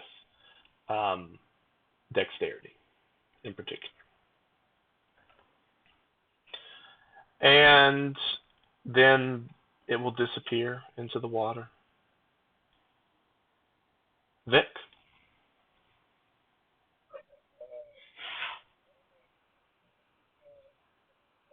I'll say C, yes, but anything that is like a projectile leaving or something like that would be very difficult. But if you just need sights, absolutely.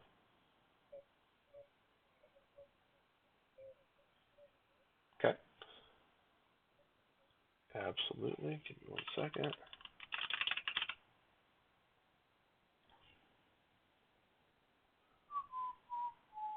You can target 2. Okay, yeah. All right. They're both at full hit points, so be the 8. Uh, yeah, sorry. You said wisdom or con?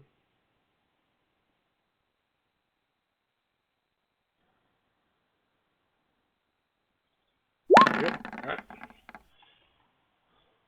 Looks like 1 pass, 1 fail. So you said 12. Okay. All right. Damage is taken. That's necrotic, correct? All right. Yep. Looks like they took full damage. You watch as their frog skin begins to shrivel up and looks very bony and unnatural.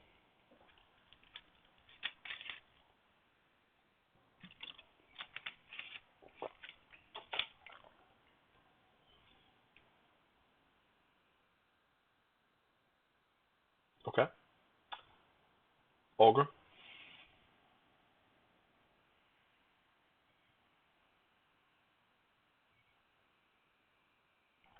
Okay. Athletics check.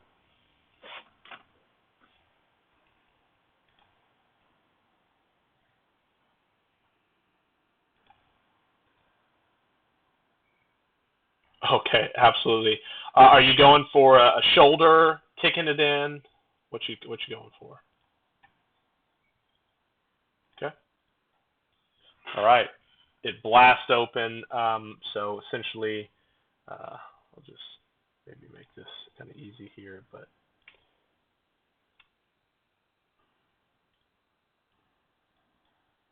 yeah. So here's the space that we will consider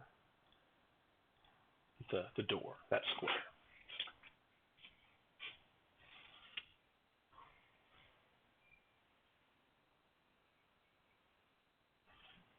Correct. Half your movement.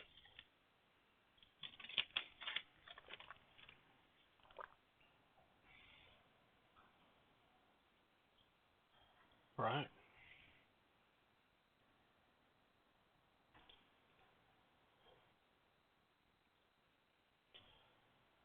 Out of this central puddle.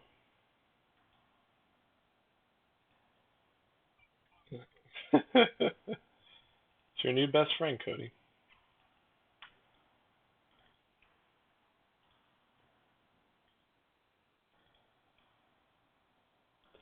You see Froggy. Yeah, Froghemoth.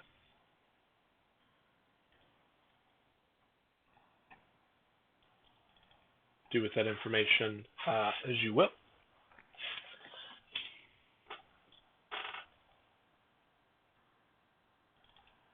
It's going to go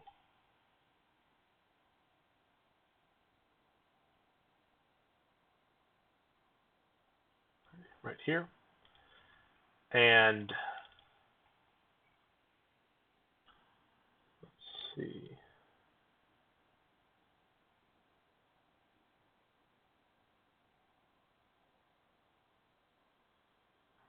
Fang.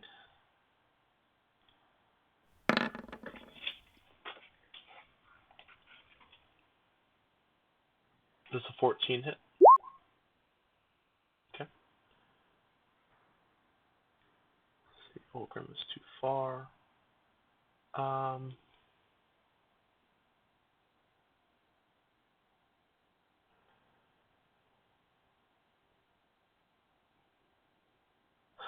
They usually make a strength saving throw thing. As a tongue is shot out from this creature. So like a tentacle like came and like just like swung and just missed you, and then its tongue just goes and it's gonna attempt to wrap around you. It's a strength, so no.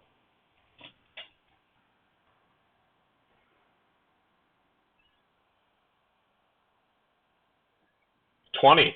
As it attempts to pull you, you normally would try to fly out of the way, but at this moment the tongue was so fast it wrapped around you that you naturally just went for strength. You kind of ripped it apart and kind of shoved off of it as the tongue retracts, and you do not get pulled up to it. Fang, it's your turn.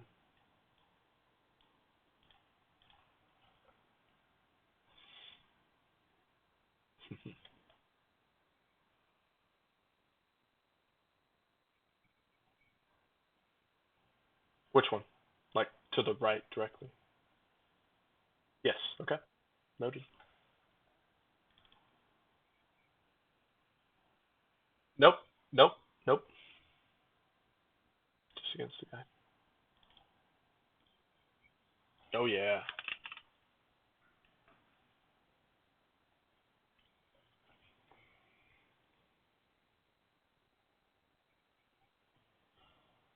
Oh, actually, sorry, Chris, I forgot about your curse that has been put on you. I need a wisdom saving throw. Start of your turn, but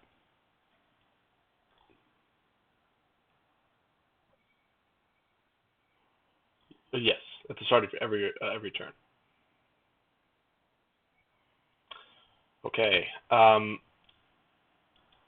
Instead of doing what you want to do, your action this turn is wasted.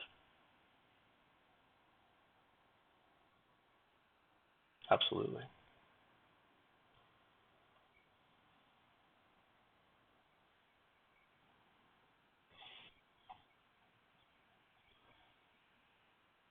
And you fly over there. Okay. You feel as if you're cursed.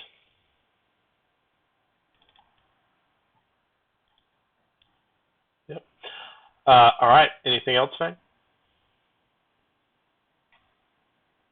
Okay. Art.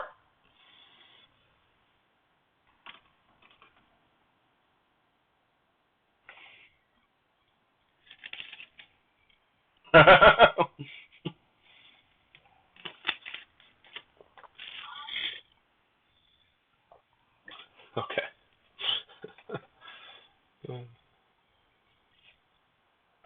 All right.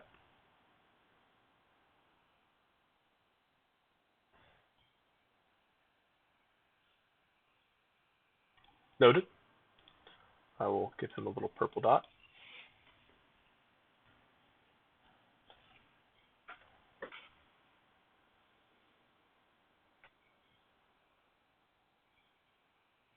Go for it.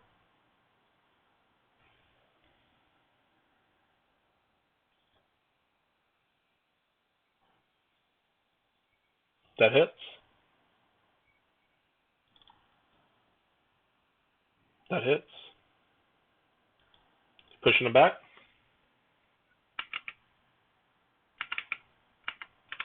There you go. Okay. One more. Okay.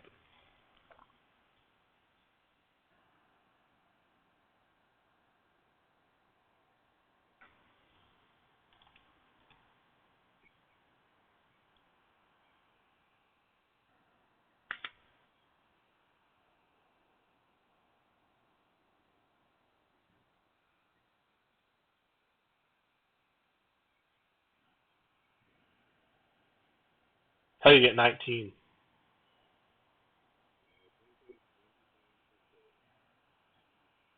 Okay.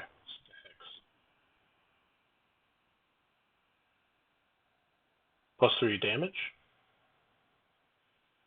Mm, gotcha. Okay.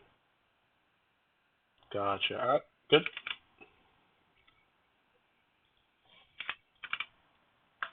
Noted. Nice. Lots of damage. Um, all right. It is all the bullywug's turn. You just watch as, like, one at a time, they all just kind of pop out of this water here.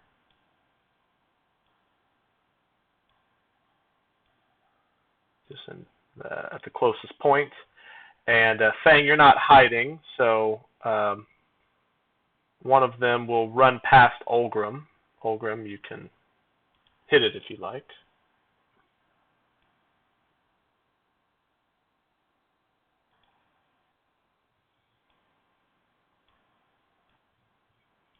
That hits.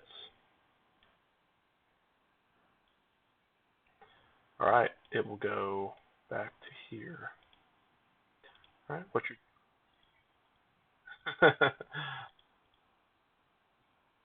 what's your damage?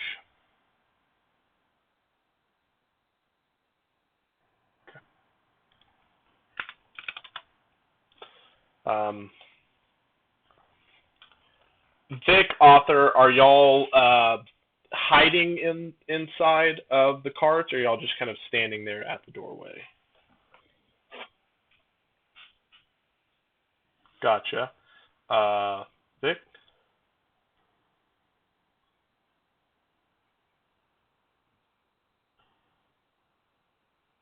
gotcha. Okay, just checking on specifics here. All right. Olgrim, you look like the short stick guy.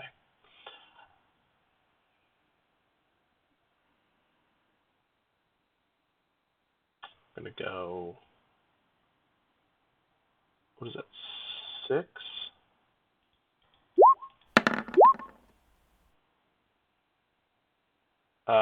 22. Does that hit? 17.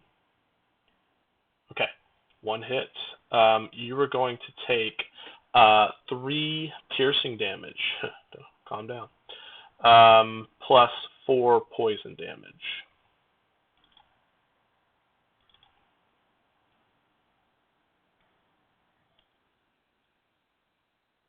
You might, as a dwarf.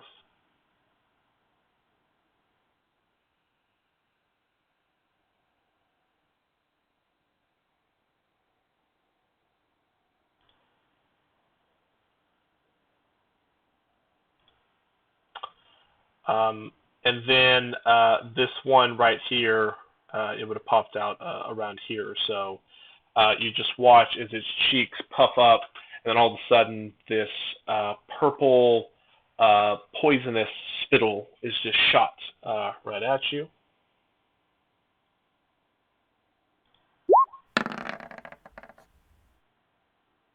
24 to hit.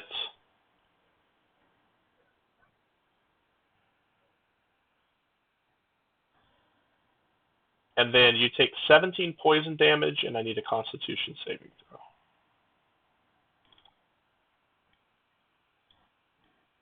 Nice. So the 3 or the 4 would be halved to 2, 17 would be halved to 8. Yeah. Con save as this like poison is just shot into your face.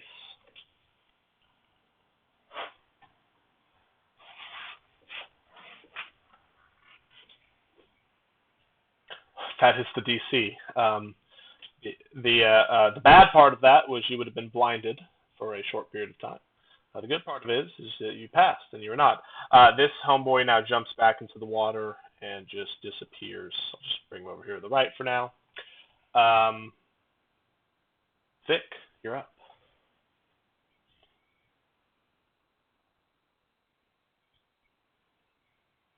Nice.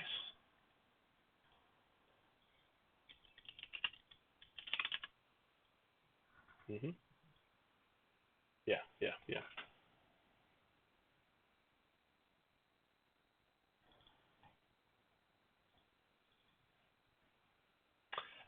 Spirit Guardians is a spell, so no healing word.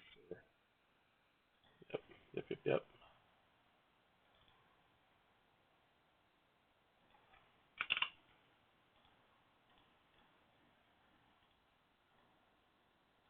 That is the that is the radius. You can see that, right, Vic? Okay, I don't think everyone else can. Let me do this. Now you can see it, right? Lots of buttons. Okay. So in this instance, when they enter or start their turn there, they make a Wisdom save, and they just take damage if they fail. Correct?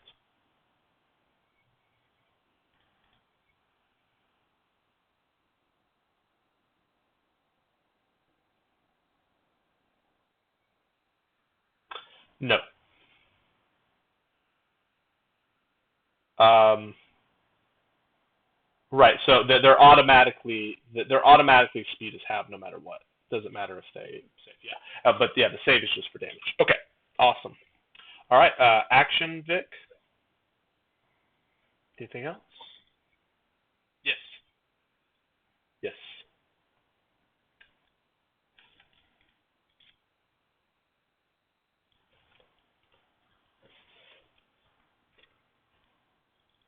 Okay. Very nice.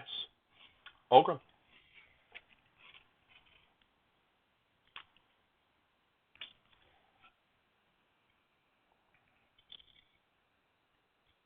Gotcha.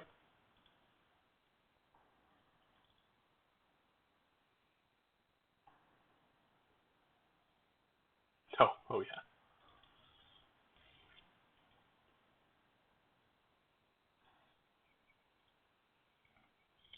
9 damage. All right. How do you want to do this? He's dead. Love it. That bullywug is gone.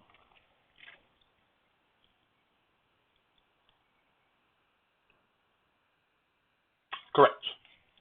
Yes.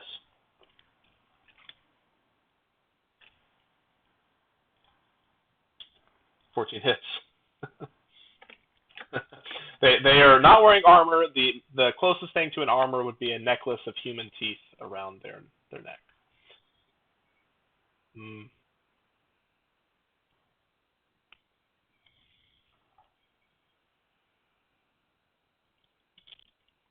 okay. He looks pretty bad.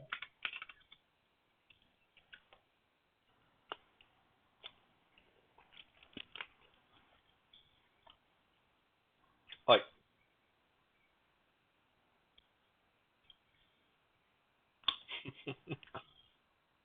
all right. Nice Olgrim. Froggy is up.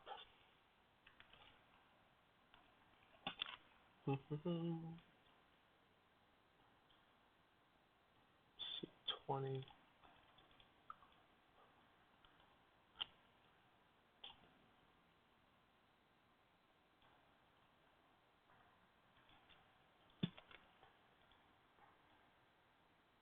Lucky bastards. All right. He looks prepared to strike. For those that are looking, Fang, wisdom saving throw, please.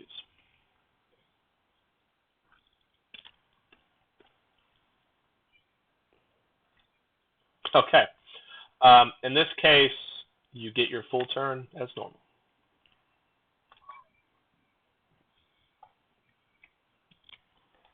Okay, ping it for me, the one that Olgrim hit. Okay, yep, absolutely.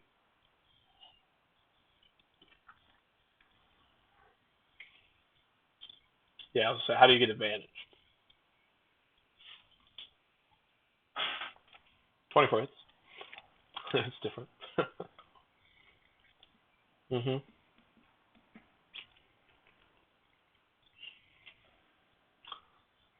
All right, he's dead. He had 1 hit point.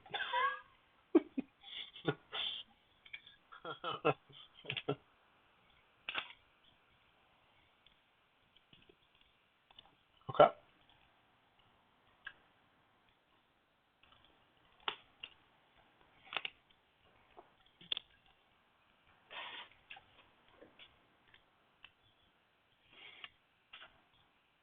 that hits.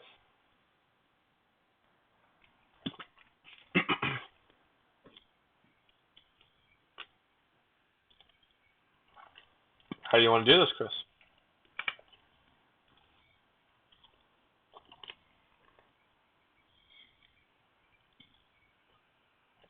Okay, it was female, but sure.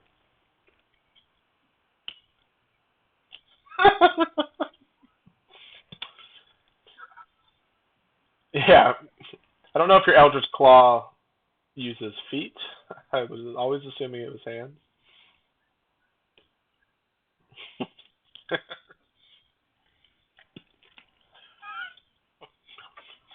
Well,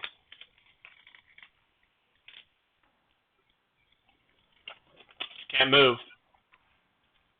Flurry of blows, you cannot move. Read it. Read the. Okay. Okay. Yeah, like I said, well, that's not from your square. You trying to cheat over there, Chris? Okay, it didn't work. Mm, very true.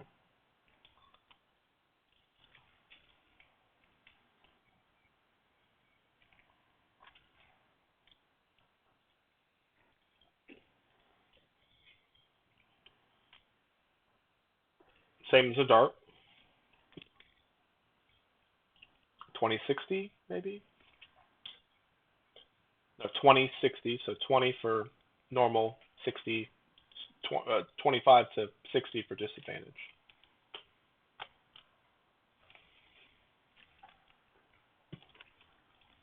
That's my memory.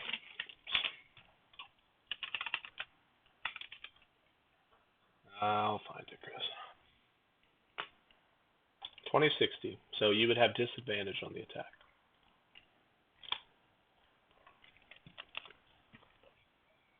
Correct. It's at a distance that is far enough that it's harder to hit, so you have disadvantage.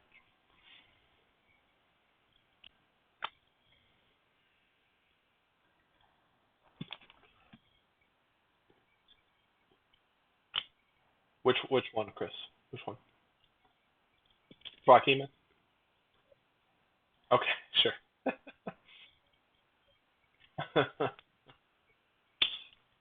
hmm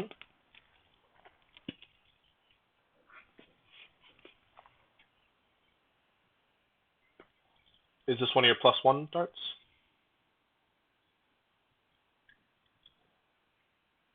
Okay. So, yeah, do you add the +1 to the to hit?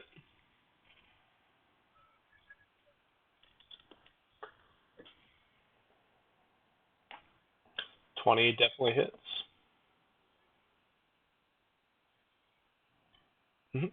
20 hits. Um, would you like me to roll the D104, or do you want to you can just type it in? All right, here we go. Then go ahead and roll damage with it. I got a 5, it looks like.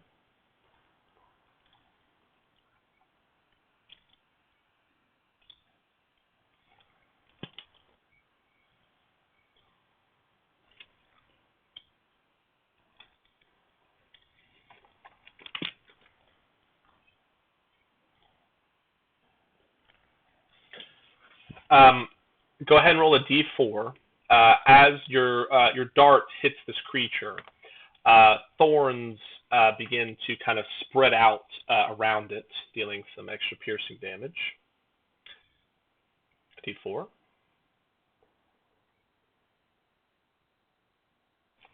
Wow. Okay, so you said 9 damage, 2 damage, and he has to make a DC 15 Dex or Strength save, or be ensnared, which not really a term, but I'll just assume that means grappled. I'm gonna go strength. Sorry. All right.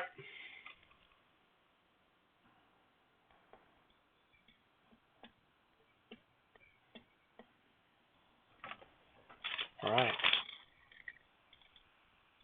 I mean, yeah, you can go back there. Art.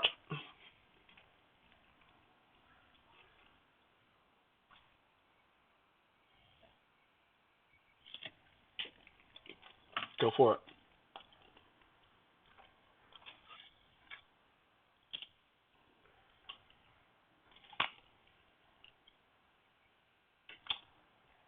That. Let me check.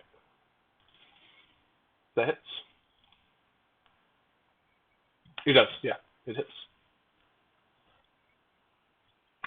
Hits.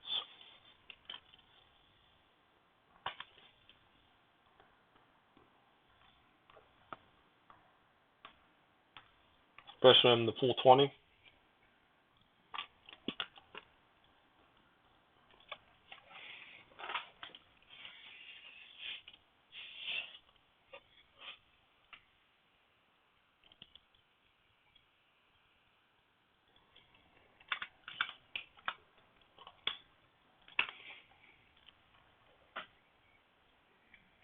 All right, noted. Push pretty far back, right to the edge of the water there. Yep. Nice, nice. All right, the bullywugs. Yeah, this is true. Let's see here. 15 is the highest.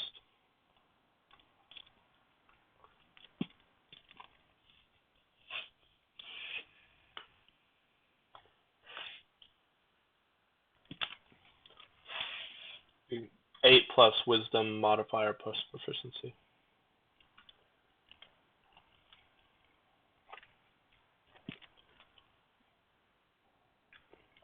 All right, so one of them passes, the others fail.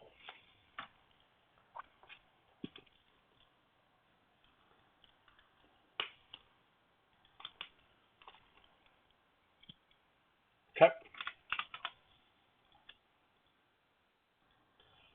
All right, the one on the far right is killed. Got anything in particular in mind for the demise of the bullywug?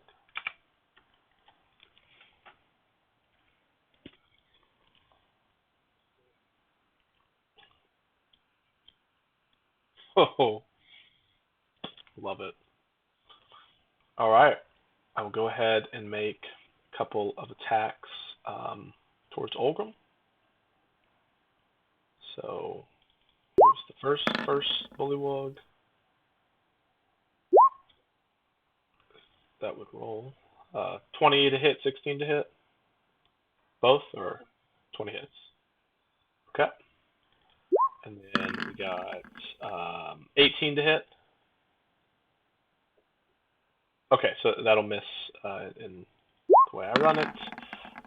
Okay, so that is one hit. You take a total of 2 poison damage, that's already halved, and then 5 piercing. The other bullywug.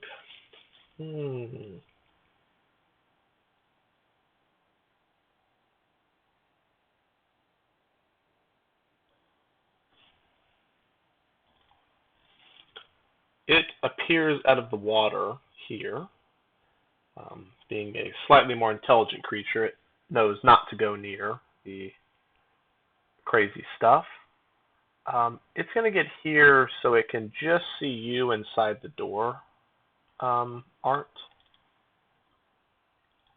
And it is going to, if I can find it, spit some poison at your face. Classy move. That is an 8. Okay. Just hits the top of the cart and does nothing, and then backs up, jumps into the water, and disappears somewhere. Vic.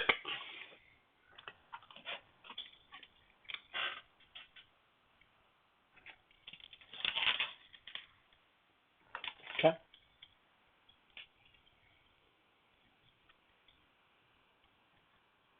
Okay.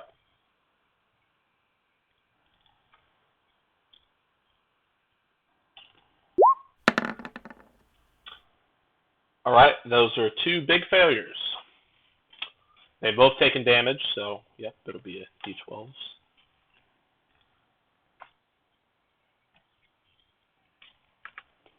They're both killed.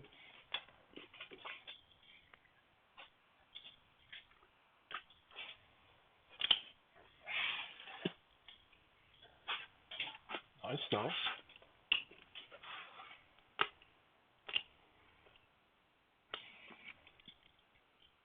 Okay. Olgrim, you're up.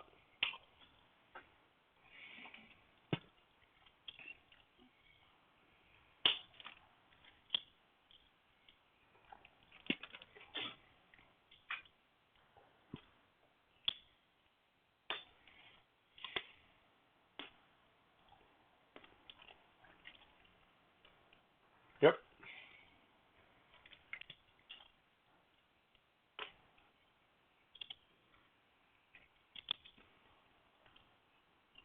Yep. 40 feet. You can move a little more if you'd like.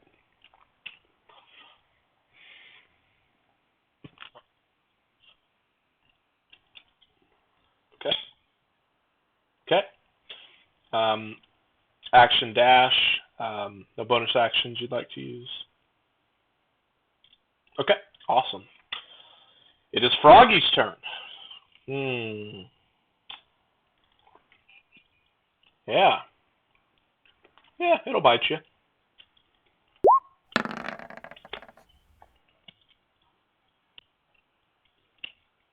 Strength. Gotcha. Okay. The bite appears to miss. That would be a 14. Very bad roll.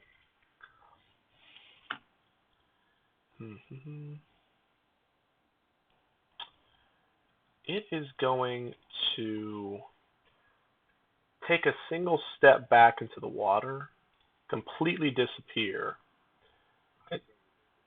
You absolutely can.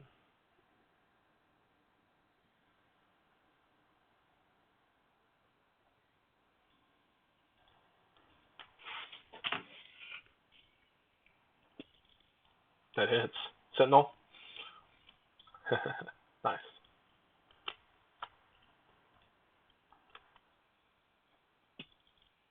Okay. It is not happy about that.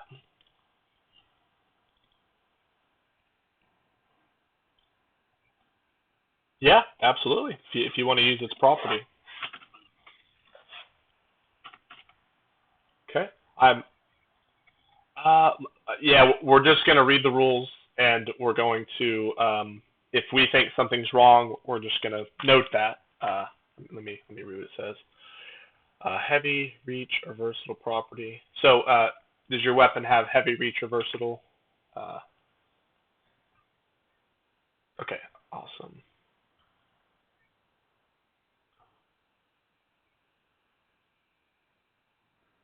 No.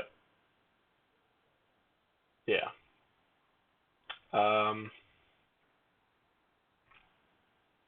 Has a prone condition. Okay. So what's your strength modifier? 5. Okay. So your proficiency is a 3. Okay. So that would be 15, right? 16. It's good math, Cody.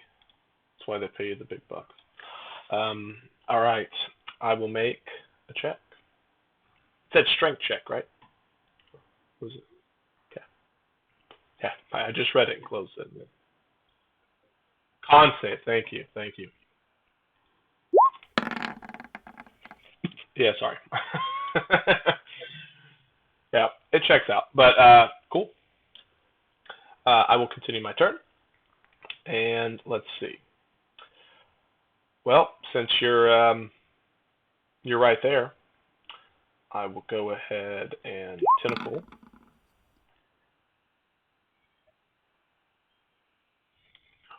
I'll assume a 27 hits.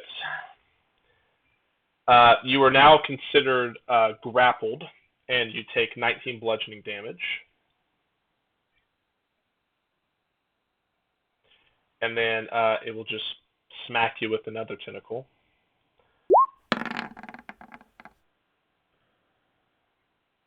So that's another 19 bludgeoning damage. You are now like lifted off the ground and just kind of being like moved around a little bit. Okay, but he cannot move. His speed is 0. Bang.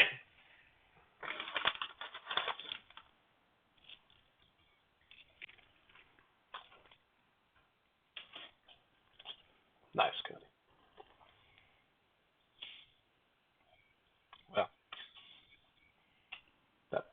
Well, let me look. No, that's DC. Yeah, that passed. Normal turn.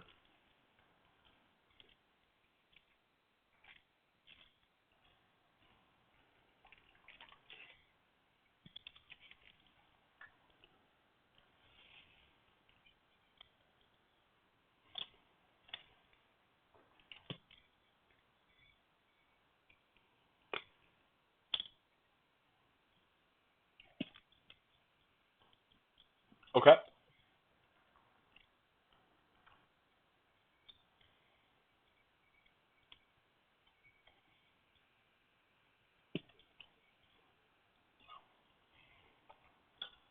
Well, I mean, did you say that? I don't. No, I don't. I don't, Chris. That's part of the rules. No, I said that they could have that property if that's the property that you're saying. Like, okay, so let me explain. So you're a monk, so you only get one weapon that has that property. So I don't know which one you're having. I'll let you. Well, I mean, mind you, you can use 40 weapons, right? So yeah. So I just need to know. This time it's fine, but in the future, if you're gonna use a weapon with mastery, I just need to know. Uh, just because some of them I think have abilities and stuff. It's like you can't do this, you can't do this. But yes, absolutely. He is vexed. You have advantage on your next attack roll. Yeah. Well, you just gotten sneak attack. But yeah, you have advantage and sneak attack.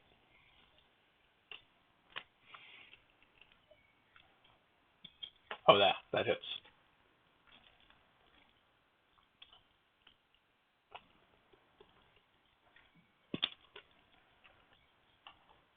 It's rough.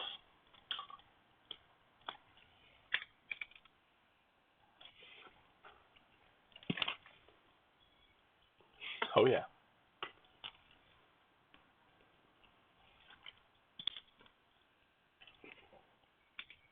Nice, nice.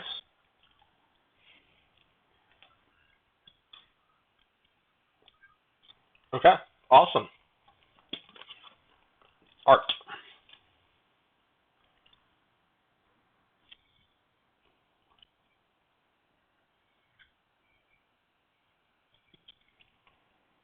What action are you holding? Eldritch Blast. So in this case, just FYI, you only get one attack roll from it. Okay, yep. Awesome.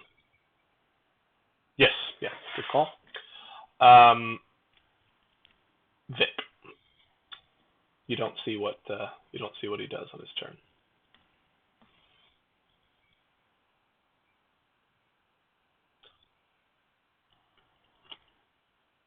Yeah, the frog team. Very difficult to tell. He's taken a lot of damage, but he's not appearing to act any different because of it. But he does look pretty bad.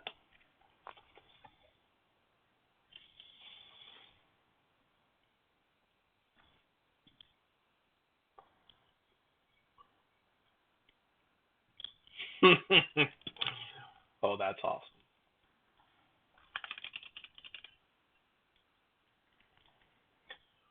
All right.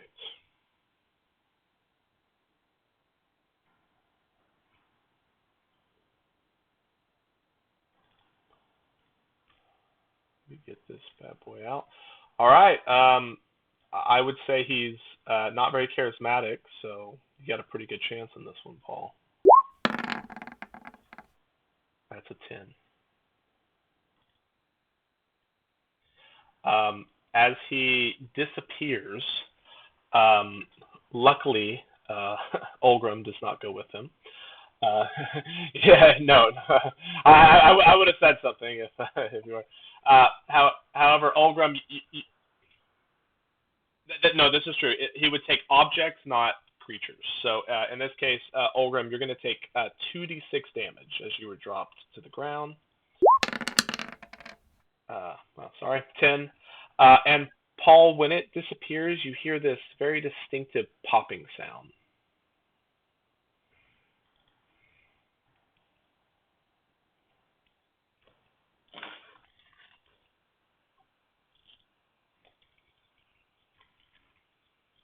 They drop? Yep, that's correct.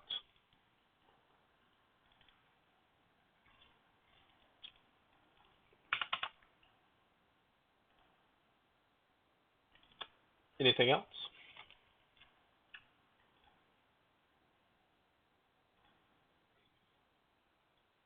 Okay. Olgrim?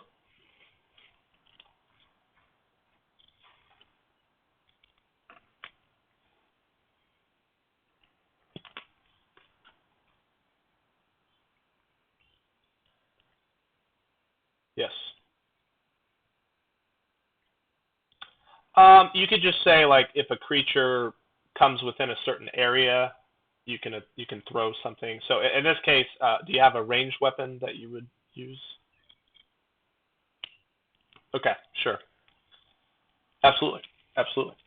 Um, all right. Conveniently, at the end of your turn, kind of out in the water, you see a frog appear, so that would trigger both Art and Olgrim. But first, their ability will come out. So I need everyone to make a dexterity saving throw.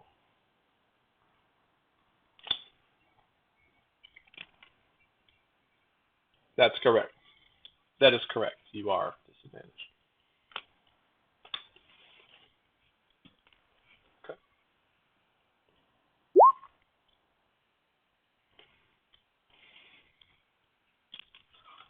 Nice. What'd you get, Fang? All right. Screw all y'all. You all passed, but you still take 11 bludgeoning damage as another tidal wave from this water is just washed over all of y'all. Vic, you took damage, so you have to make a Constitution check. Or con save, rather. Sorry.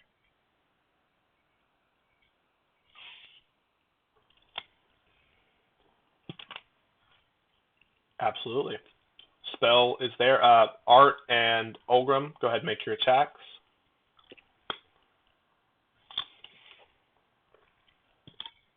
Okay. Yeah. The 12 misses. 12 misses. Hand axe is going to be thrown into the water, so it will be lost unless you go look for it. You don't have to throw it, mind you, but you already said the attack roll, so I'll say it's easily retrievable this time, but future be careful. 16 points, still kicking. It disappears somewhere. Let's see, that was at the end of Olgrim's turn. It's Froggy's turn. All right, Fang.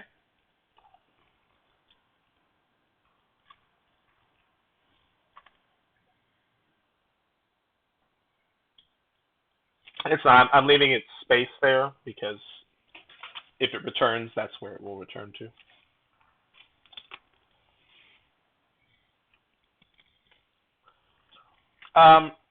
Yes.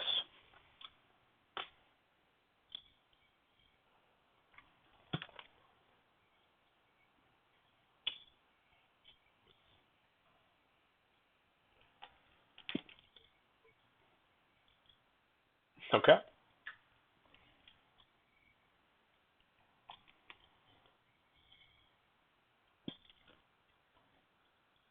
Yeah, he is lightly obscured. So.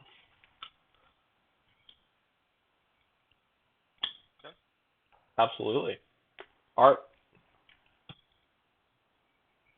Okay. Vic.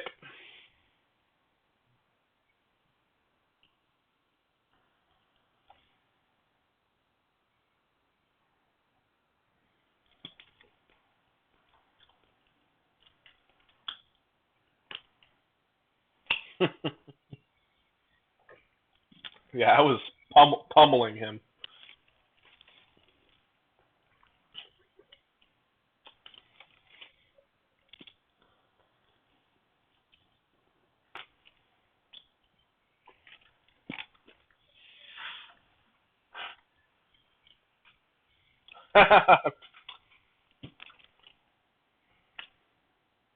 Anything else, Vic?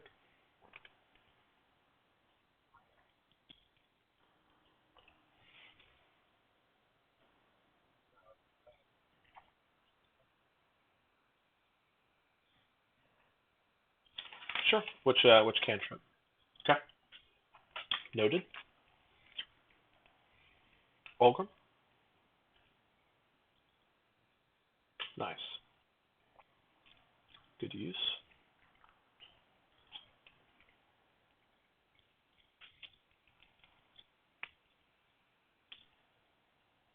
With melee. Okay.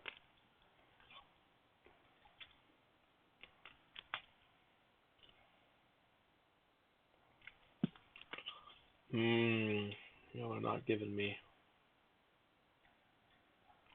a lot of options here.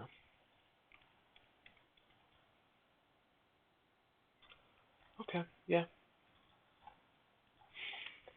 At this point, some people are coming outside of the carts and stuff.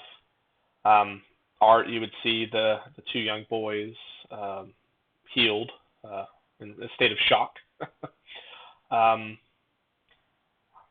Combat's not over, but at the moment, none of these bullywugs or frogs are popping back up. You have a minute, correct, Paul? Okay, do y'all want to make any preparations for the return?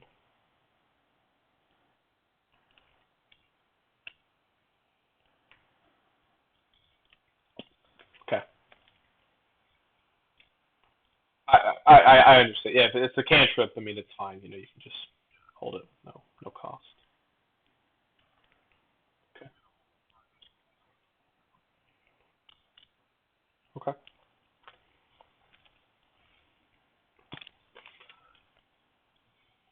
30 seconds.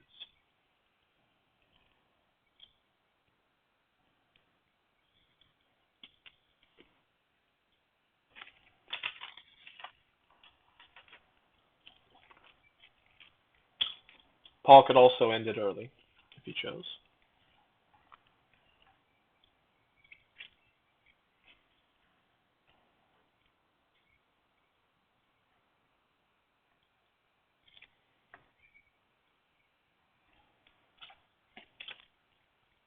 Yeah. People thought, oh, it's been 30 seconds. No, I haven't heard anything. They start coming out. You shoo them back in.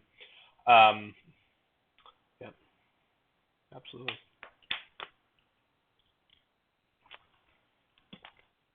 2d4 plus 2. Get all that knowledge.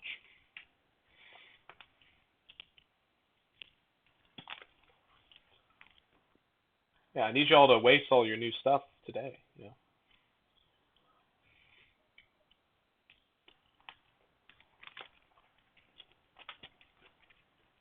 40 seconds goes by.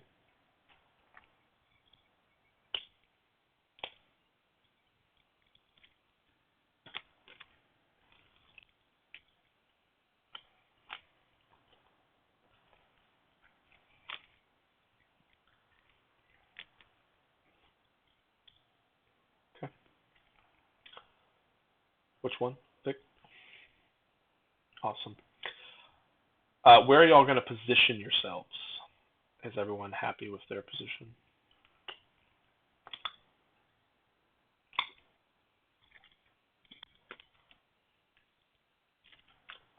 20 feet would be the range on the darts.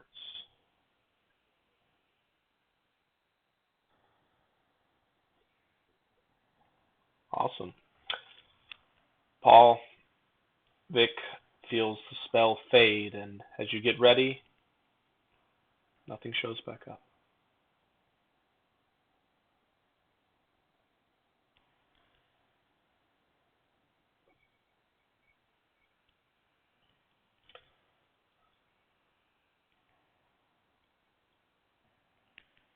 Yeah, she put her pal back in the pal ball or whatever.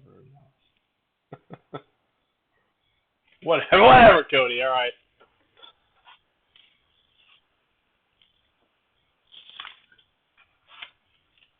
Paul, just give me a religion check.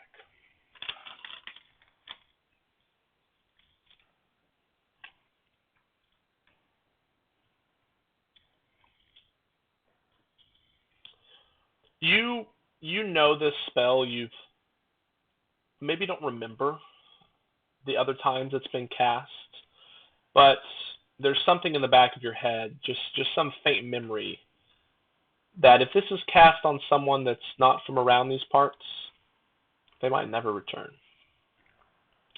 Banishment can be permanent if something is not from this realm. That was pretty awesome.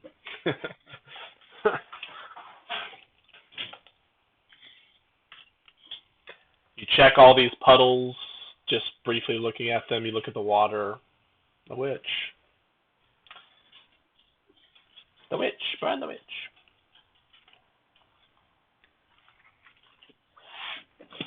Hey, buddy.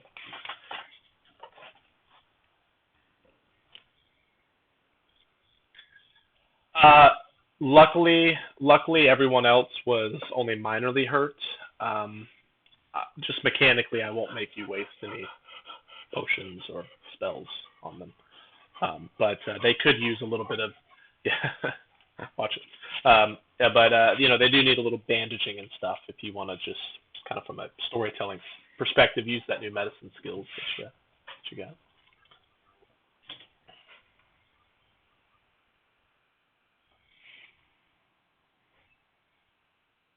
Okay, yeah, she hands it back. Two uses would be gone.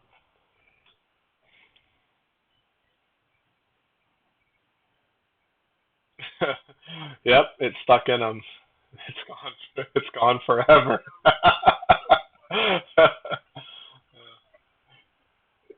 Yep, yep. And one of them is coated with a poison. Uh, we've been over this before, but you have to be extremely careful how you store that item. Uh, Putting it in the bag of holding, when you retrieve an item from the bag of holding, it's difficult to be careful enough, haversack as well, to be careful enough when you are grabbing it. So, you might want to have a glove on, a glove that could help. I know you wear gloves, but just being careful for anyone that reaches in. Or if you stick it in a pocket or something, just make sure you're very careful.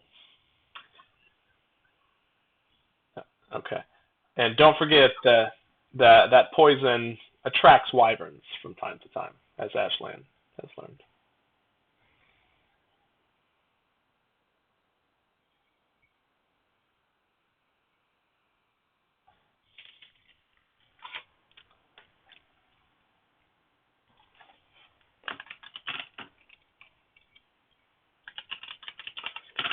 Given given a small amount of time, maybe 20 or so minutes, you're eventually able to get the wagons out of the mud.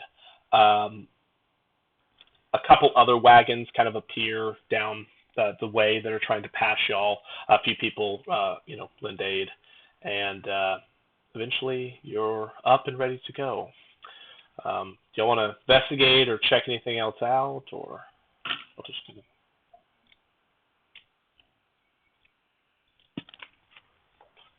okay? You investigating all the bullywug bodies, Vic? Okay. Give me if you're just looking for things, you can give me an investigation check.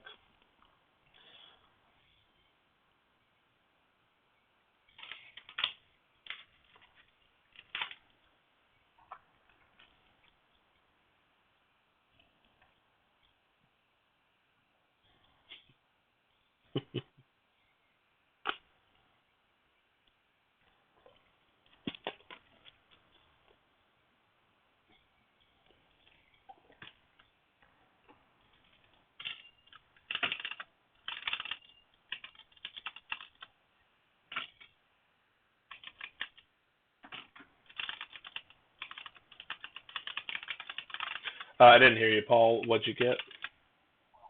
12. On a 12, each of these bullywug have a necklace of human, elf, dwarven teeth that they have kind of like somehow drilled out and laced some twine through. They keep around their neck. Some of them look relatively fresh with some dried blood still on them. Um, the gear that they have some very primitive spears that would particularly fit someone like of a dwarven, maybe even halfling size, or maybe a smaller child. If you wanted to gather those, there would be six of them. Um, Other than that, there's no distinct markings on them. There's no tribal tattoos. Um, they're looking pretty barren.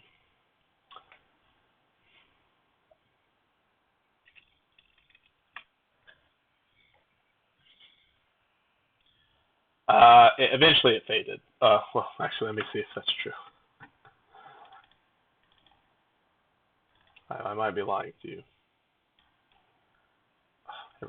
Sorry, the spell ran away. Continue. Cody, you're investigating the puddles. Okay. How do you investigate them? What's your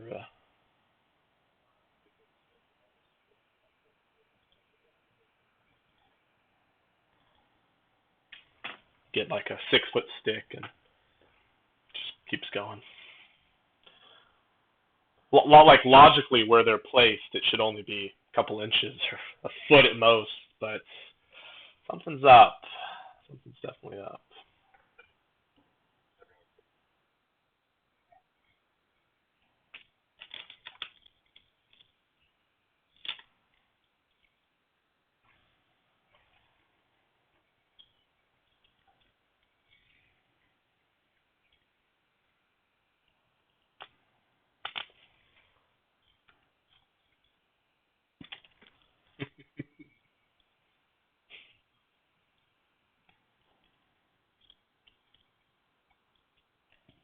They're leaving tomorrow. They're leaving tomorrow, but tonight is the last show. Y'all were, I'll just say, expected in quotes to show up and get familiar with the carnival. Not required.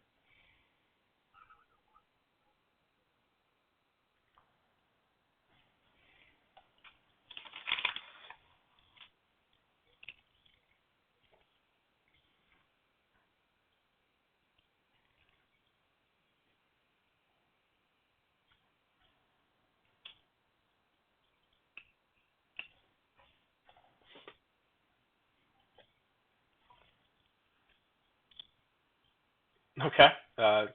If you take one of the bullywug spheres, or you can find a stick, or whatever you're interested in. All right. Yeah, just roll to hit. Let's just see how well you. Or you know what? Just give me a strength check. How about that? That would suit you maybe a little better. You can use athletics. Okay. You look over into the lake as y'all are scanning, and just a spear just pops out, just falls back down.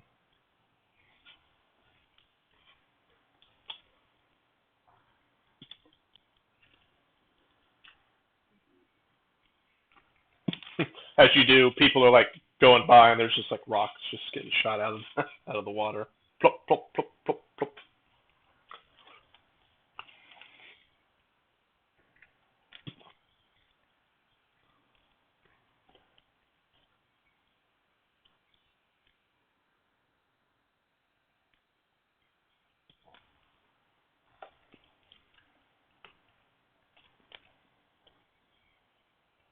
Yeah, sorry, you're fine.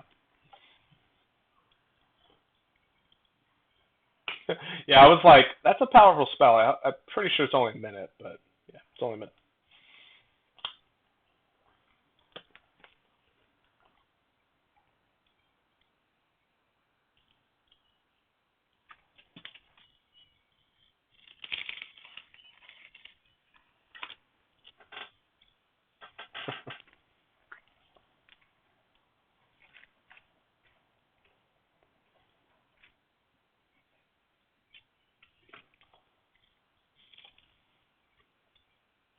Okay. Gonna do anything about the two dead nobles and y'all's carriage? Oh God.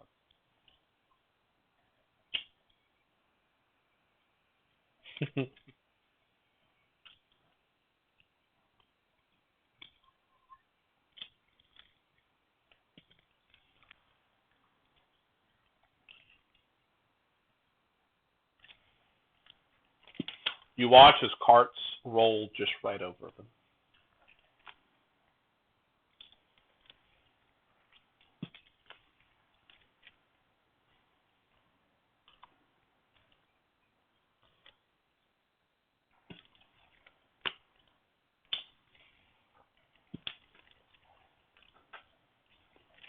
All right, you'll hop into the carts. Um, the two kids look absolutely mortified. They watch y'all kind of check these bullywug bodies. I'll assume you dispose of them somehow. Um, question. Okay, fine. All right. Yep. And kids are kind of just like looking at y'all. Yeah, it says whack-a-mole. The kids are looking at y'all. They were really scared, but now they're extremely excited and interested. One of them goes up to you, Art, um, and they kind of look at each other. And they're like, "You talk, no, no, you talk to him." The slightly taller one, maybe about a year older than the other one, says, um, "Mister,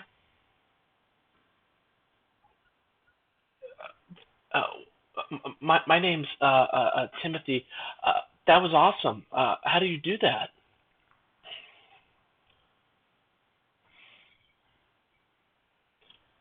Oh,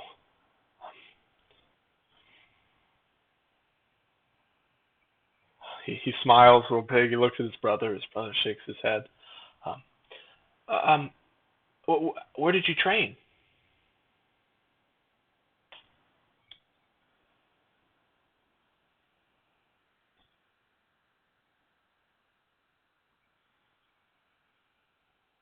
Oh, okay. Uh, all right. And they kind of like run back over to their mom. Their mom just kind of ruffles their hair and looks over you and just nods again in appreciation. Um, Throughout the ride, a number of them, or both the kids will like come over to the rest of y'all, just kind of asking some basic questions about who you are and what you do and what's that thing, what's this thing. Um, do y'all interact favorably with the kids as Art does, or are you colder? Okay. Yeah, yeah, they're big.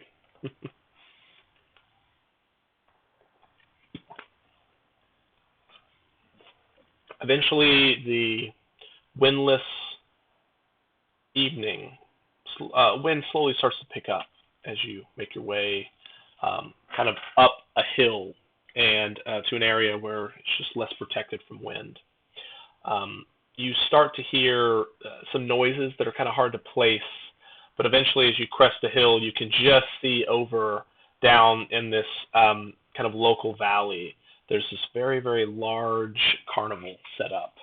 It's way, way larger than y'all had imagined.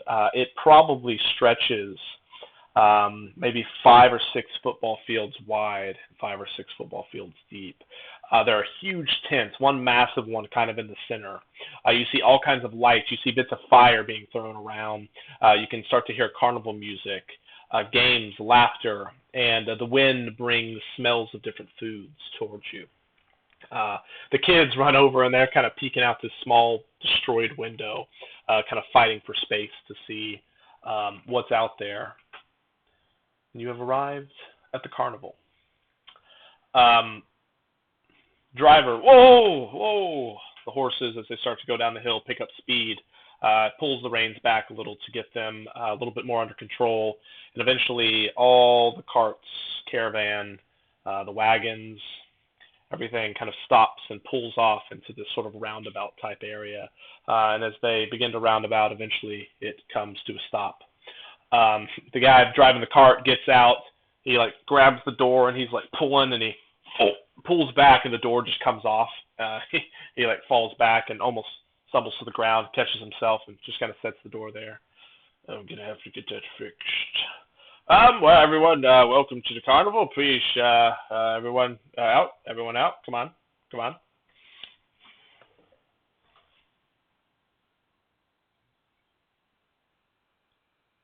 It's absolutely in the middle of the forest. There is a considerable perimeter that is up around the carnival.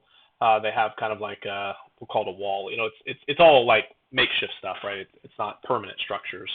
Lots of canvas and things like this. Though you do see people that are armed and bearing weapons in the vicinity.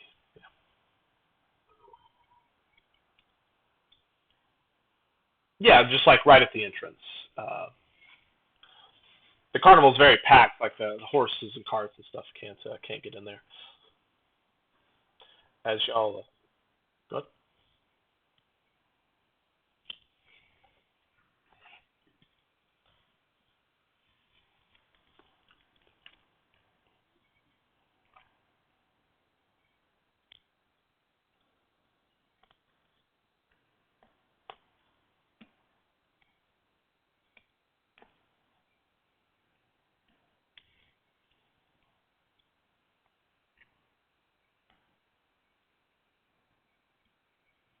He looks into his cart. Oh, okay, okay.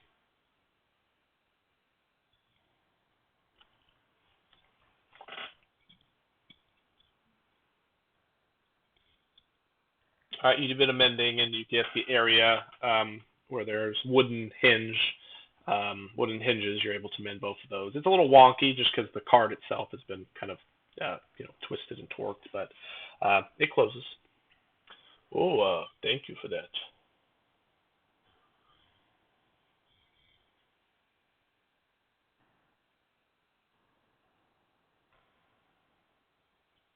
Oh, I agree. I agree. Anyway, enjoy the carnival. Runs, hops back up, hits the horses, and begins taking off the way it came. A number of other pieces of this caravan are, dropping people off. You see, yet again, people of all walks of life, people from nobility down to some of the poorest people that exist um, in society. Everybody steps out, and there is like a ticket master kind of guy that's over there, kind of taking everyone's quote unquote ticket as they come in. There is someone else over to the side that's selling them, and you see a big sign. It's 1 copper, 5 copper, a silver, 2 silver. There's all kinds of different. You can go into this tent, or you can go into this tent. And the all-encompassing package is a single gold piece for access to it all.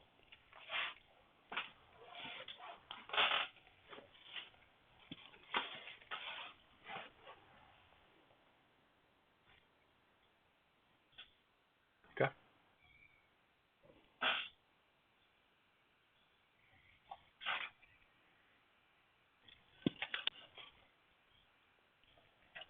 Okay.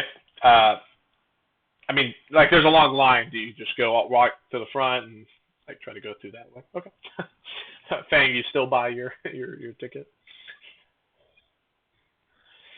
As you're buying, yeah, as you're buying your ticket, the mom with the 2 boys are, mom, which one are we getting? I want the gold one.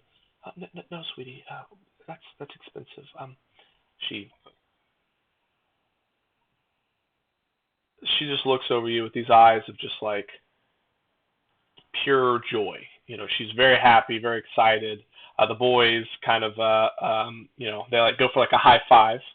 I want you to hit them with a high five. You like slap their hand, goes, no, I'm just kidding. Yeah, but cool little moment there. They get in line, and right before they walk through, Art, you walk up, and he looks at you and just kind of checks your garb out, and he's like, oh, all right, all right. Zoomed off. He'll be in the middle, in the square, in the center. You'll find him. Talk to him tonight. Are you the only one? All right. All right. I mean, you all look like adventurers. Sure, go right in. Go right in. Um, as you walk into the carnival, let's see. I think I have a little screen for it. You see all number of things. There's food. There's games. You see that there's like a large little like small platform that's connected to this large metal tower. At the top, you can see there's like a little bell structure, and there's this little disc. People are grabbing a hammer and slamming it into it, and it's going halfway up and then coming back down. And oh, try again, try again, try again. Some other people come in, and they like 2 guys are holding it together, and they both go through it. Boom, goes, oh, just misses the top. They throw a hammer to the ground. You see people selling all kinds of foods, very street vendor-esque. The funnel cakes, the turkey legs, these kinds of things. You see Kinku clowns riding on unicycles. They go right by you, Art. They kind of circle around you a couple times. Welcome to the circus! Then they kind of speed off. You see jesters as they move around, doing kind of little funny acts, doing little miniature magic tricks, pulling coins behind people's ears and things of this nature. You see a bear riding a unicycle. just kind of moving in and out of the crowd. Most people are a little uncomfortable with that and give them quite some distance. And you see a lot of people that are listed on this screen here, all serving their own different purposes. There are a number of tents that have miniature shows inside of them. You show them your little all-access tickets that you were all given, and you'll be able to walk inside. What do y'all do?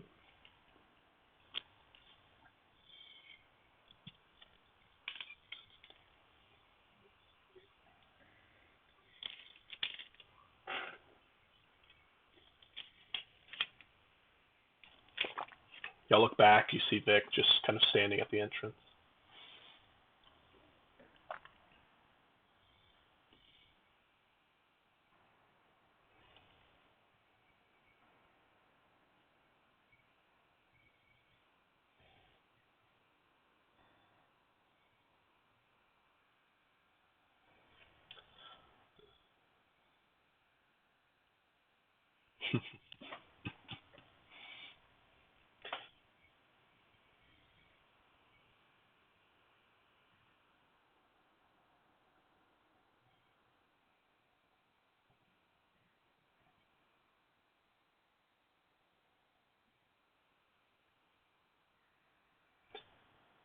You feel at home, Vic.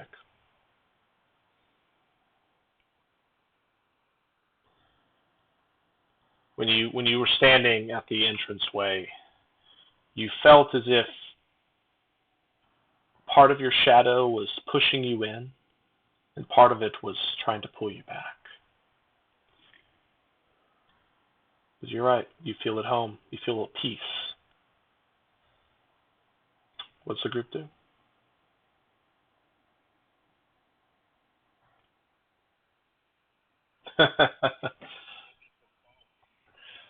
um,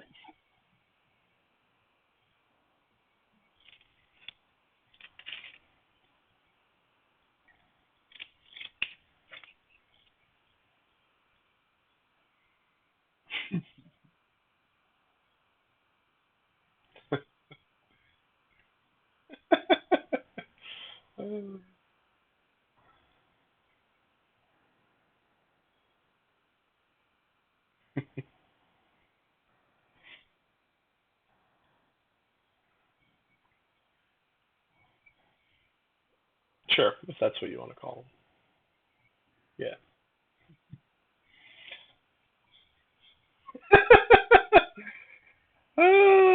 All right. Well, Coffinmeyer, as he is now known, this is him right here, the small halfling gentleman, kind of a dirty look on his face. Um, You'll look around for about 15 or 20 minutes or so, and eventually you see him kind of standing on some boxes, corralling different groups in the crowd. All right, this way, over here. Yes, come on, go in, go, hurry, shoot. Um, as y'all are walking up there, he has like a loud cymbal that he has somebody clashing to make a loud noise, get everyone's attention. The music's kind of die down to let his voice be heard better. Main attraction starts 15 minutes. The main tent. You won't want to miss it. Music starts back up. Y'all approach him.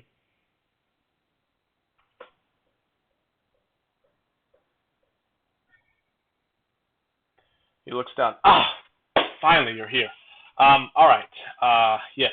So listen, let's go over the rules. Let's maybe quick introductions. I am zoomed off. I'm more or less in charge around here. We do have a management team, and I report directly to them. I am the liaison between the business side and the artistic and technical side. If you need anything, I will be your main point of contact. There are a few rules around here, and I mean them very seriously. Rule number one, never go into management's trailer or go anywhere near it. Capiche? If you don't know if it is management's trailer, that is probably because it is management's trailer. If it is not a place that you have been directly invited into, do not go in. The tents are for the performers, and the artist. If you have a need to go in, you can ask to enter. Understand? And also, I cannot stress this enough, the animals are members of the carnival. They're not pets. Capiche? Perfect. Now listen, folks. You are here to protect us on our travels. You are not here to police. We police ourselves. We are an independent group of people that come from all walks of life and have each a unique story that we must tell. If you feel a need to bring up a concern, talk to me. During the days when we are parked, you are free to go into cities or travel into the woods as much as you like. But at night, and when we're performing, you make sure that nothing gets in here and fucks with my circus. Yes? Wonderful. I'll be off.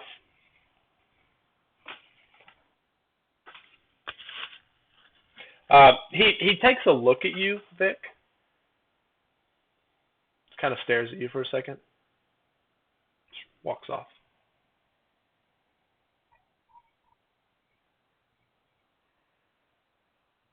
Mm-hmm. Okay. He looks at you, kind of stares at your face for a second, looks down at your skull, kind of raises his eyebrows, like, all right, whatever, man, and makes his way away.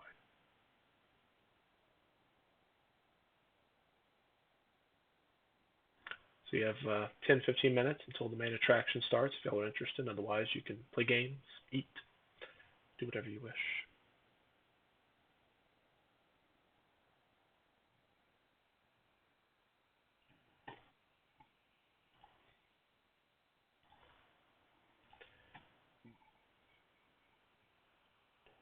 Yes.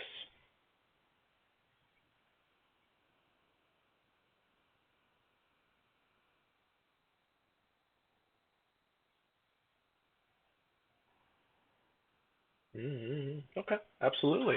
Yeah, you can go ahead and give me just an investigation check.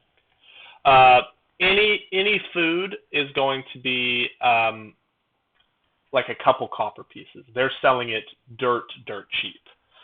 You watch as a lot of these poorer families are, let's just say, stocking up on food as the prices are very good. There are large funnel cakes, large turkey legs, and likes. Okay. Uh, there's like a basketball type game. There's the hitting the bell, the strongman type of game. There's the I forget what it's called, the like 1 inch dumbbell or couple inch dumbbell thing that you have to try to pick up with one hand. It's like, probably weighs 10 times as much as you. There are games of ring toss, games of like shooting little water pistols and knocking things over. Um, okay, you put like for you, it's like a hula hoop that you're trying to toss onto these. Like for your perspective, you're like, man, this is a big ring. That's it's a large target. So how could I miss? If you would like to play, go ahead and give me a dexterity check. I see your number, Paul. Get to that in a second.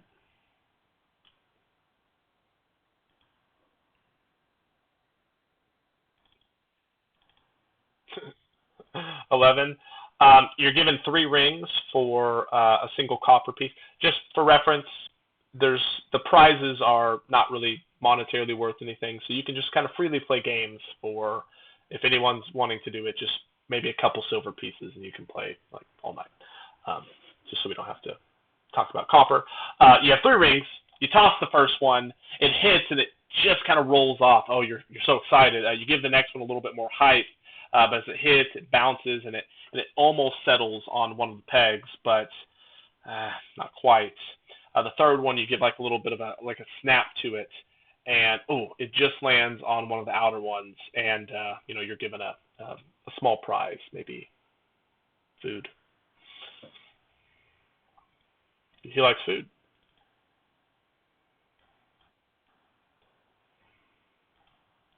Anybody else?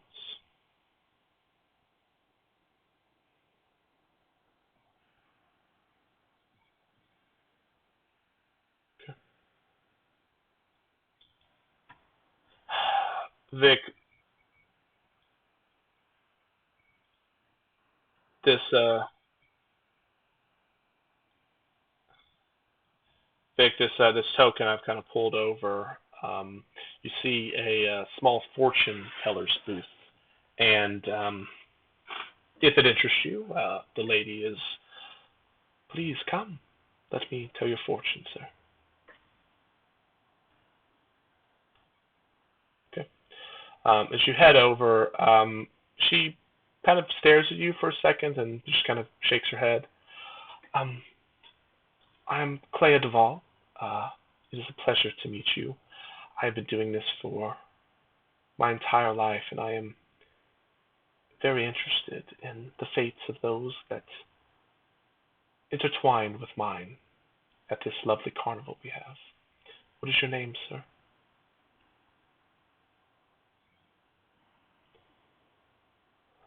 She stops. I see. A lovely name. Can I see your palm? Vic.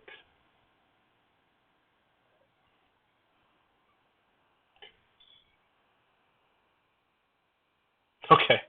A lot of people are creeped out by the skull. She doesn't really even seem to care. Um, could you step a little closer, please? Kind of step a little closer. You're like pressing your body kind of up against like the fortune teller's booth as you like peek into the back. So this lady looks to be in like her early 20s, and then the back you see a woman maybe around her late 50s or so. She's kind of like laying on this like almost like those medical beds that kind of the back kind of props up, and she has a blanket over her legs, and she just smiles at you. Hello. All right, let me focus.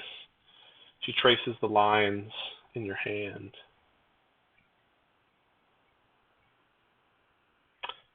No, the one laying down, she is, 10 feet away or so, behind, in the booth. But she is intently looking at you and the younger girl as well. She begins to trace the lines in your hand.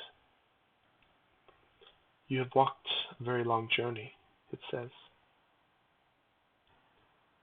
It appears that fate is an integral part of your being and your life. It says you help others find peace and rest.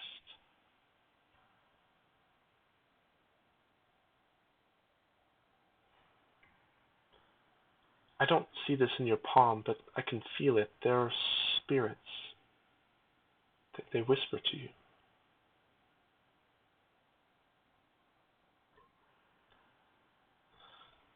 Your palm also says yes. It, it shows that you care.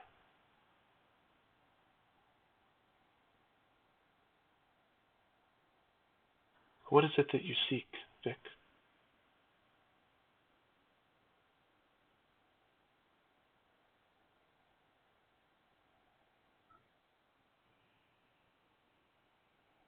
The girl like kind of like peeks back at her mother. Mother's just smiling. Um, she looks a little like kind of flustered. Can I see your other hand, please?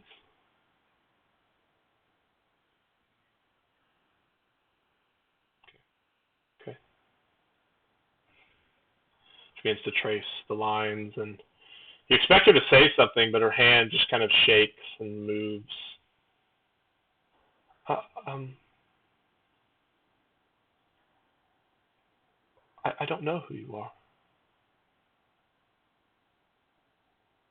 Does it frighten you?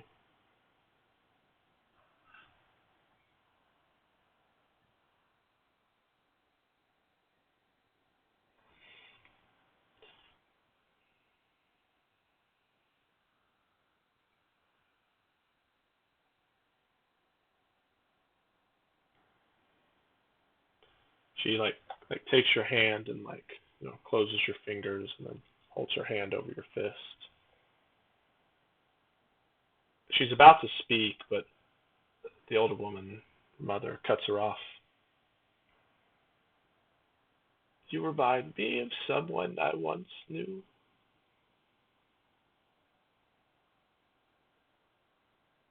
But I'm afraid that person is no longer here.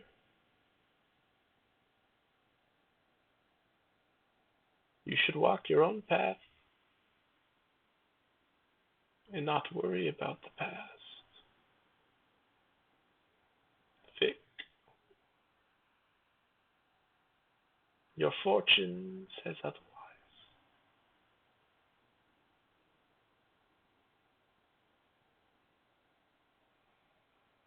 They sit there in silence.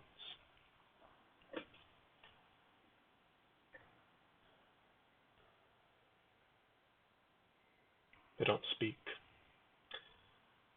They look at you almost uncomfortably, like a ghost from the past.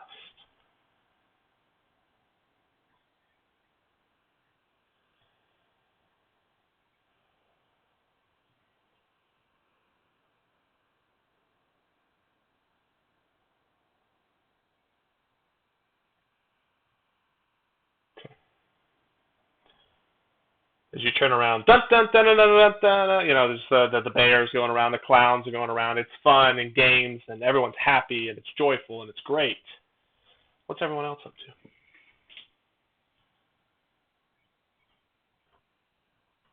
Okay.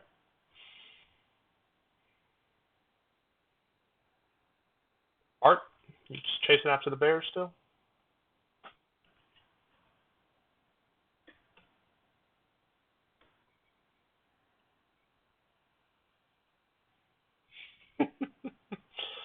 They're hard to avoid. There appears to be about 8 of them. They, yeah, yeah. I mean, you do your best. Vic, do you also head to the main event? Okay, awesome. Um, as y'all head towards the main event, you can tell a lot of the vendors are kind of shooing people, go, go, go, go watch it, go watch it. They're kind of not shutting down the games, they're just kind of putting them on a slight hold. They're trying to get as much of a crowd in as possible. As you walk inside this main tent, uh, you almost think that the inside of the tent is a little bit larger than the outside would suggest. It's kind of at that length where it's difficult to tell. Maybe it's 30 feet taller, maybe it's 50 feet wider. It's such a massive tent, it's very difficult to tell. But inside you see all kinds of beams and rafters and trapeze. You see small little puddles of water and hoops lit on fire. You see a number of animals, tigers, elephants, in cages kind of all around this circular spectacle that they have set up. There are no nets.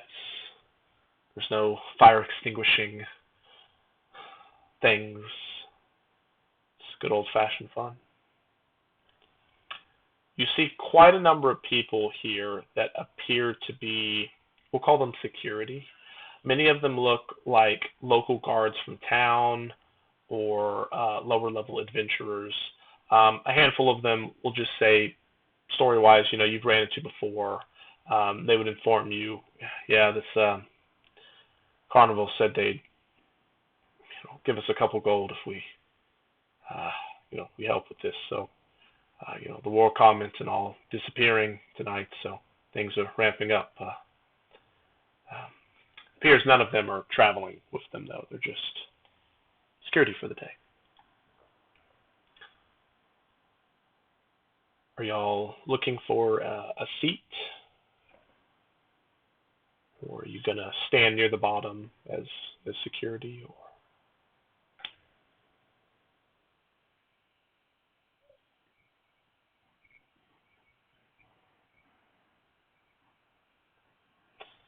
that's fair. Yeah.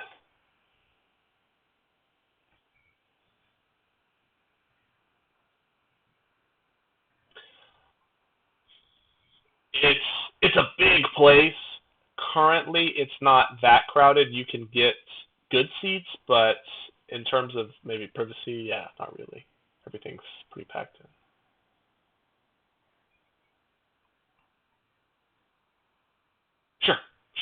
Yeah. You can get in an area that's got less people. Yeah, absolutely. Okay, okay, absolutely. So you get your seats, maybe save a couple seats so you'll have a little bit of a little bit of space in there. No one's going to question y'all. You know, red red-haired dwarves with armor and weapons, and creepy guys with skulls, and little fairies with ninja mask and drow. Yeah, no one's going to question y'all. They just take a couple seats, space between y'all anyway, and y'all have your room. Um, Everyone's kind of coming in. You can see the trapeze artists as they begin to kind of warm up. You notice that they're all wearing outfits that are very similar in style and shape, and they all appear to have a very similar body type, facial features. It appears to be a family. There's about 10 of them that you see kind of moving around. The clowns begin to kind of move out on the main area. They kind of circle around some of the animal cages, and as they do, like the tiger will prowl inside the cage, following the clown, like it's stalking it. Yeah. Hopefully those Kenku clowns don't get eaten. You see this. He doesn't really look that spectacular. He's wearing like a strongman outfit. He's very toned, but he doesn't look like that big. You take him for maybe an acrobat, but there's this very large, metal strongman type bar that just at first glance would probably weigh 500 or 600 pounds. The dude comes and just with one hand kind of grabs it, picks it up, and he just begins to kind of do some presses with it. He gives it a little toss and catches it with the other one and does a couple presses with it as well. And he just kind of tosses it to the ground, and y'all were expecting it to hit the ground with kind of this soft feather-like motion, but when it hits the ground, like the whole tent shakes. Appears to be the real deal. You see a gentleman that has some swords that he's in the process of sharpening. And as he sharpens one, he kind of runs his finger. You see some blood running down it, and he shakes his head in agreement and starts to juggle them.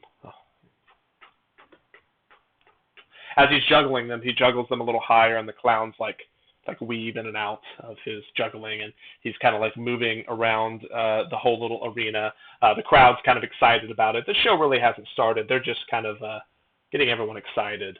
One of the guys goes and starts talking to this group of young kids as it's like, should I let the tiger out? And they're like, let the tiger out, let the tiger out. And he goes over to the door and puts his key in. No, I should wait. Oh, they get all their hopes up. You see a handful of black dragonborn that are in the process of bringing in this like large ceramic little pool. Well, little and large, maybe oxymoronic here, but it's maybe about 15 by 15 by about 3 or 4 feet high.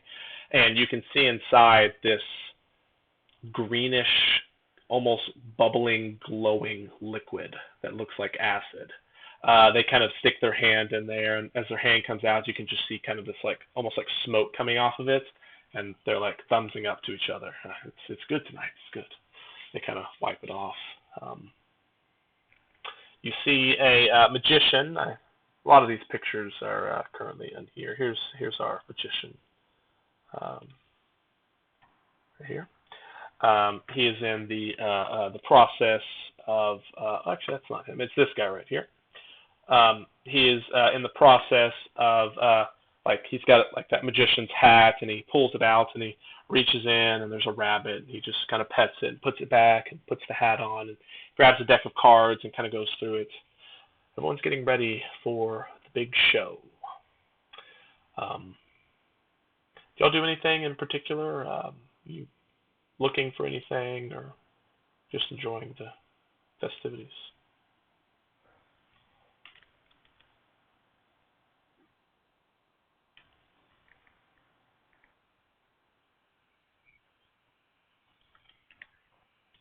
Okay, sure. If anyone is looking for some antics or shenanigans, you can give me a perception check.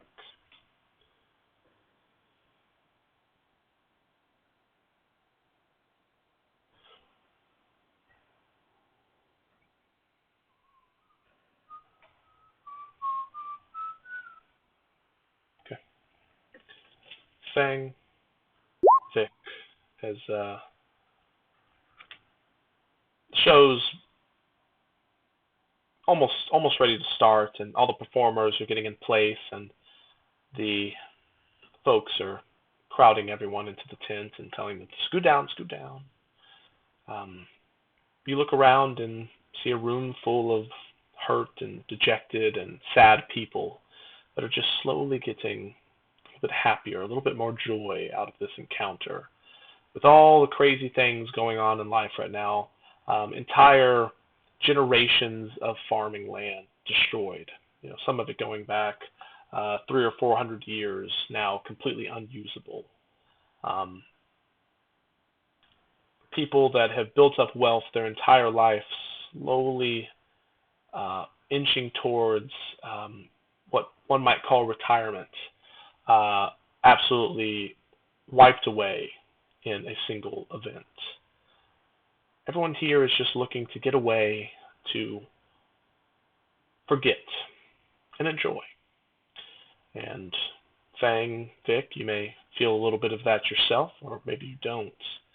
And right as the ringmaster hops up on a series of boxes that has been placed in the middle of the center stage, he has a large hoop that like a fire breather sucks in some liquid, and he has a torch, and he breathes it out, and it hits the hoop and catches the whole thing on fire.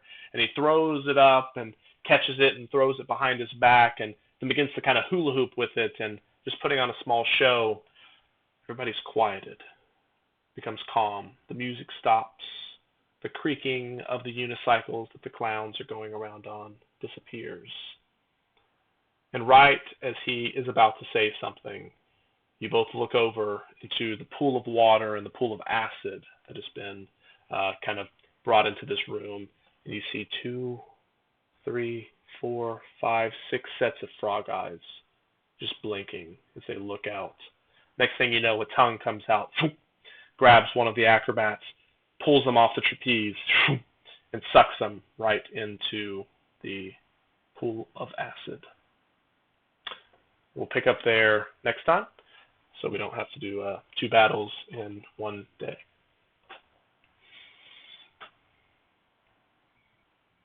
Fucking frogs, man.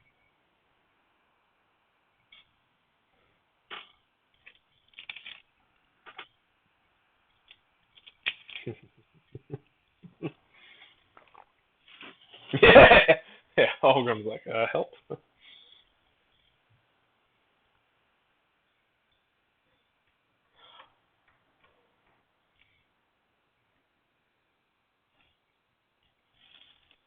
Yeah, that armor's less dense, but still metal.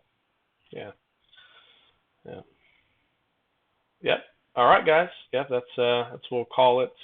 There was a couple other things that were planned today with Ziggy supposed to be here, so this is as far as the session's planned to go. So for once, y'all are ahead of schedule.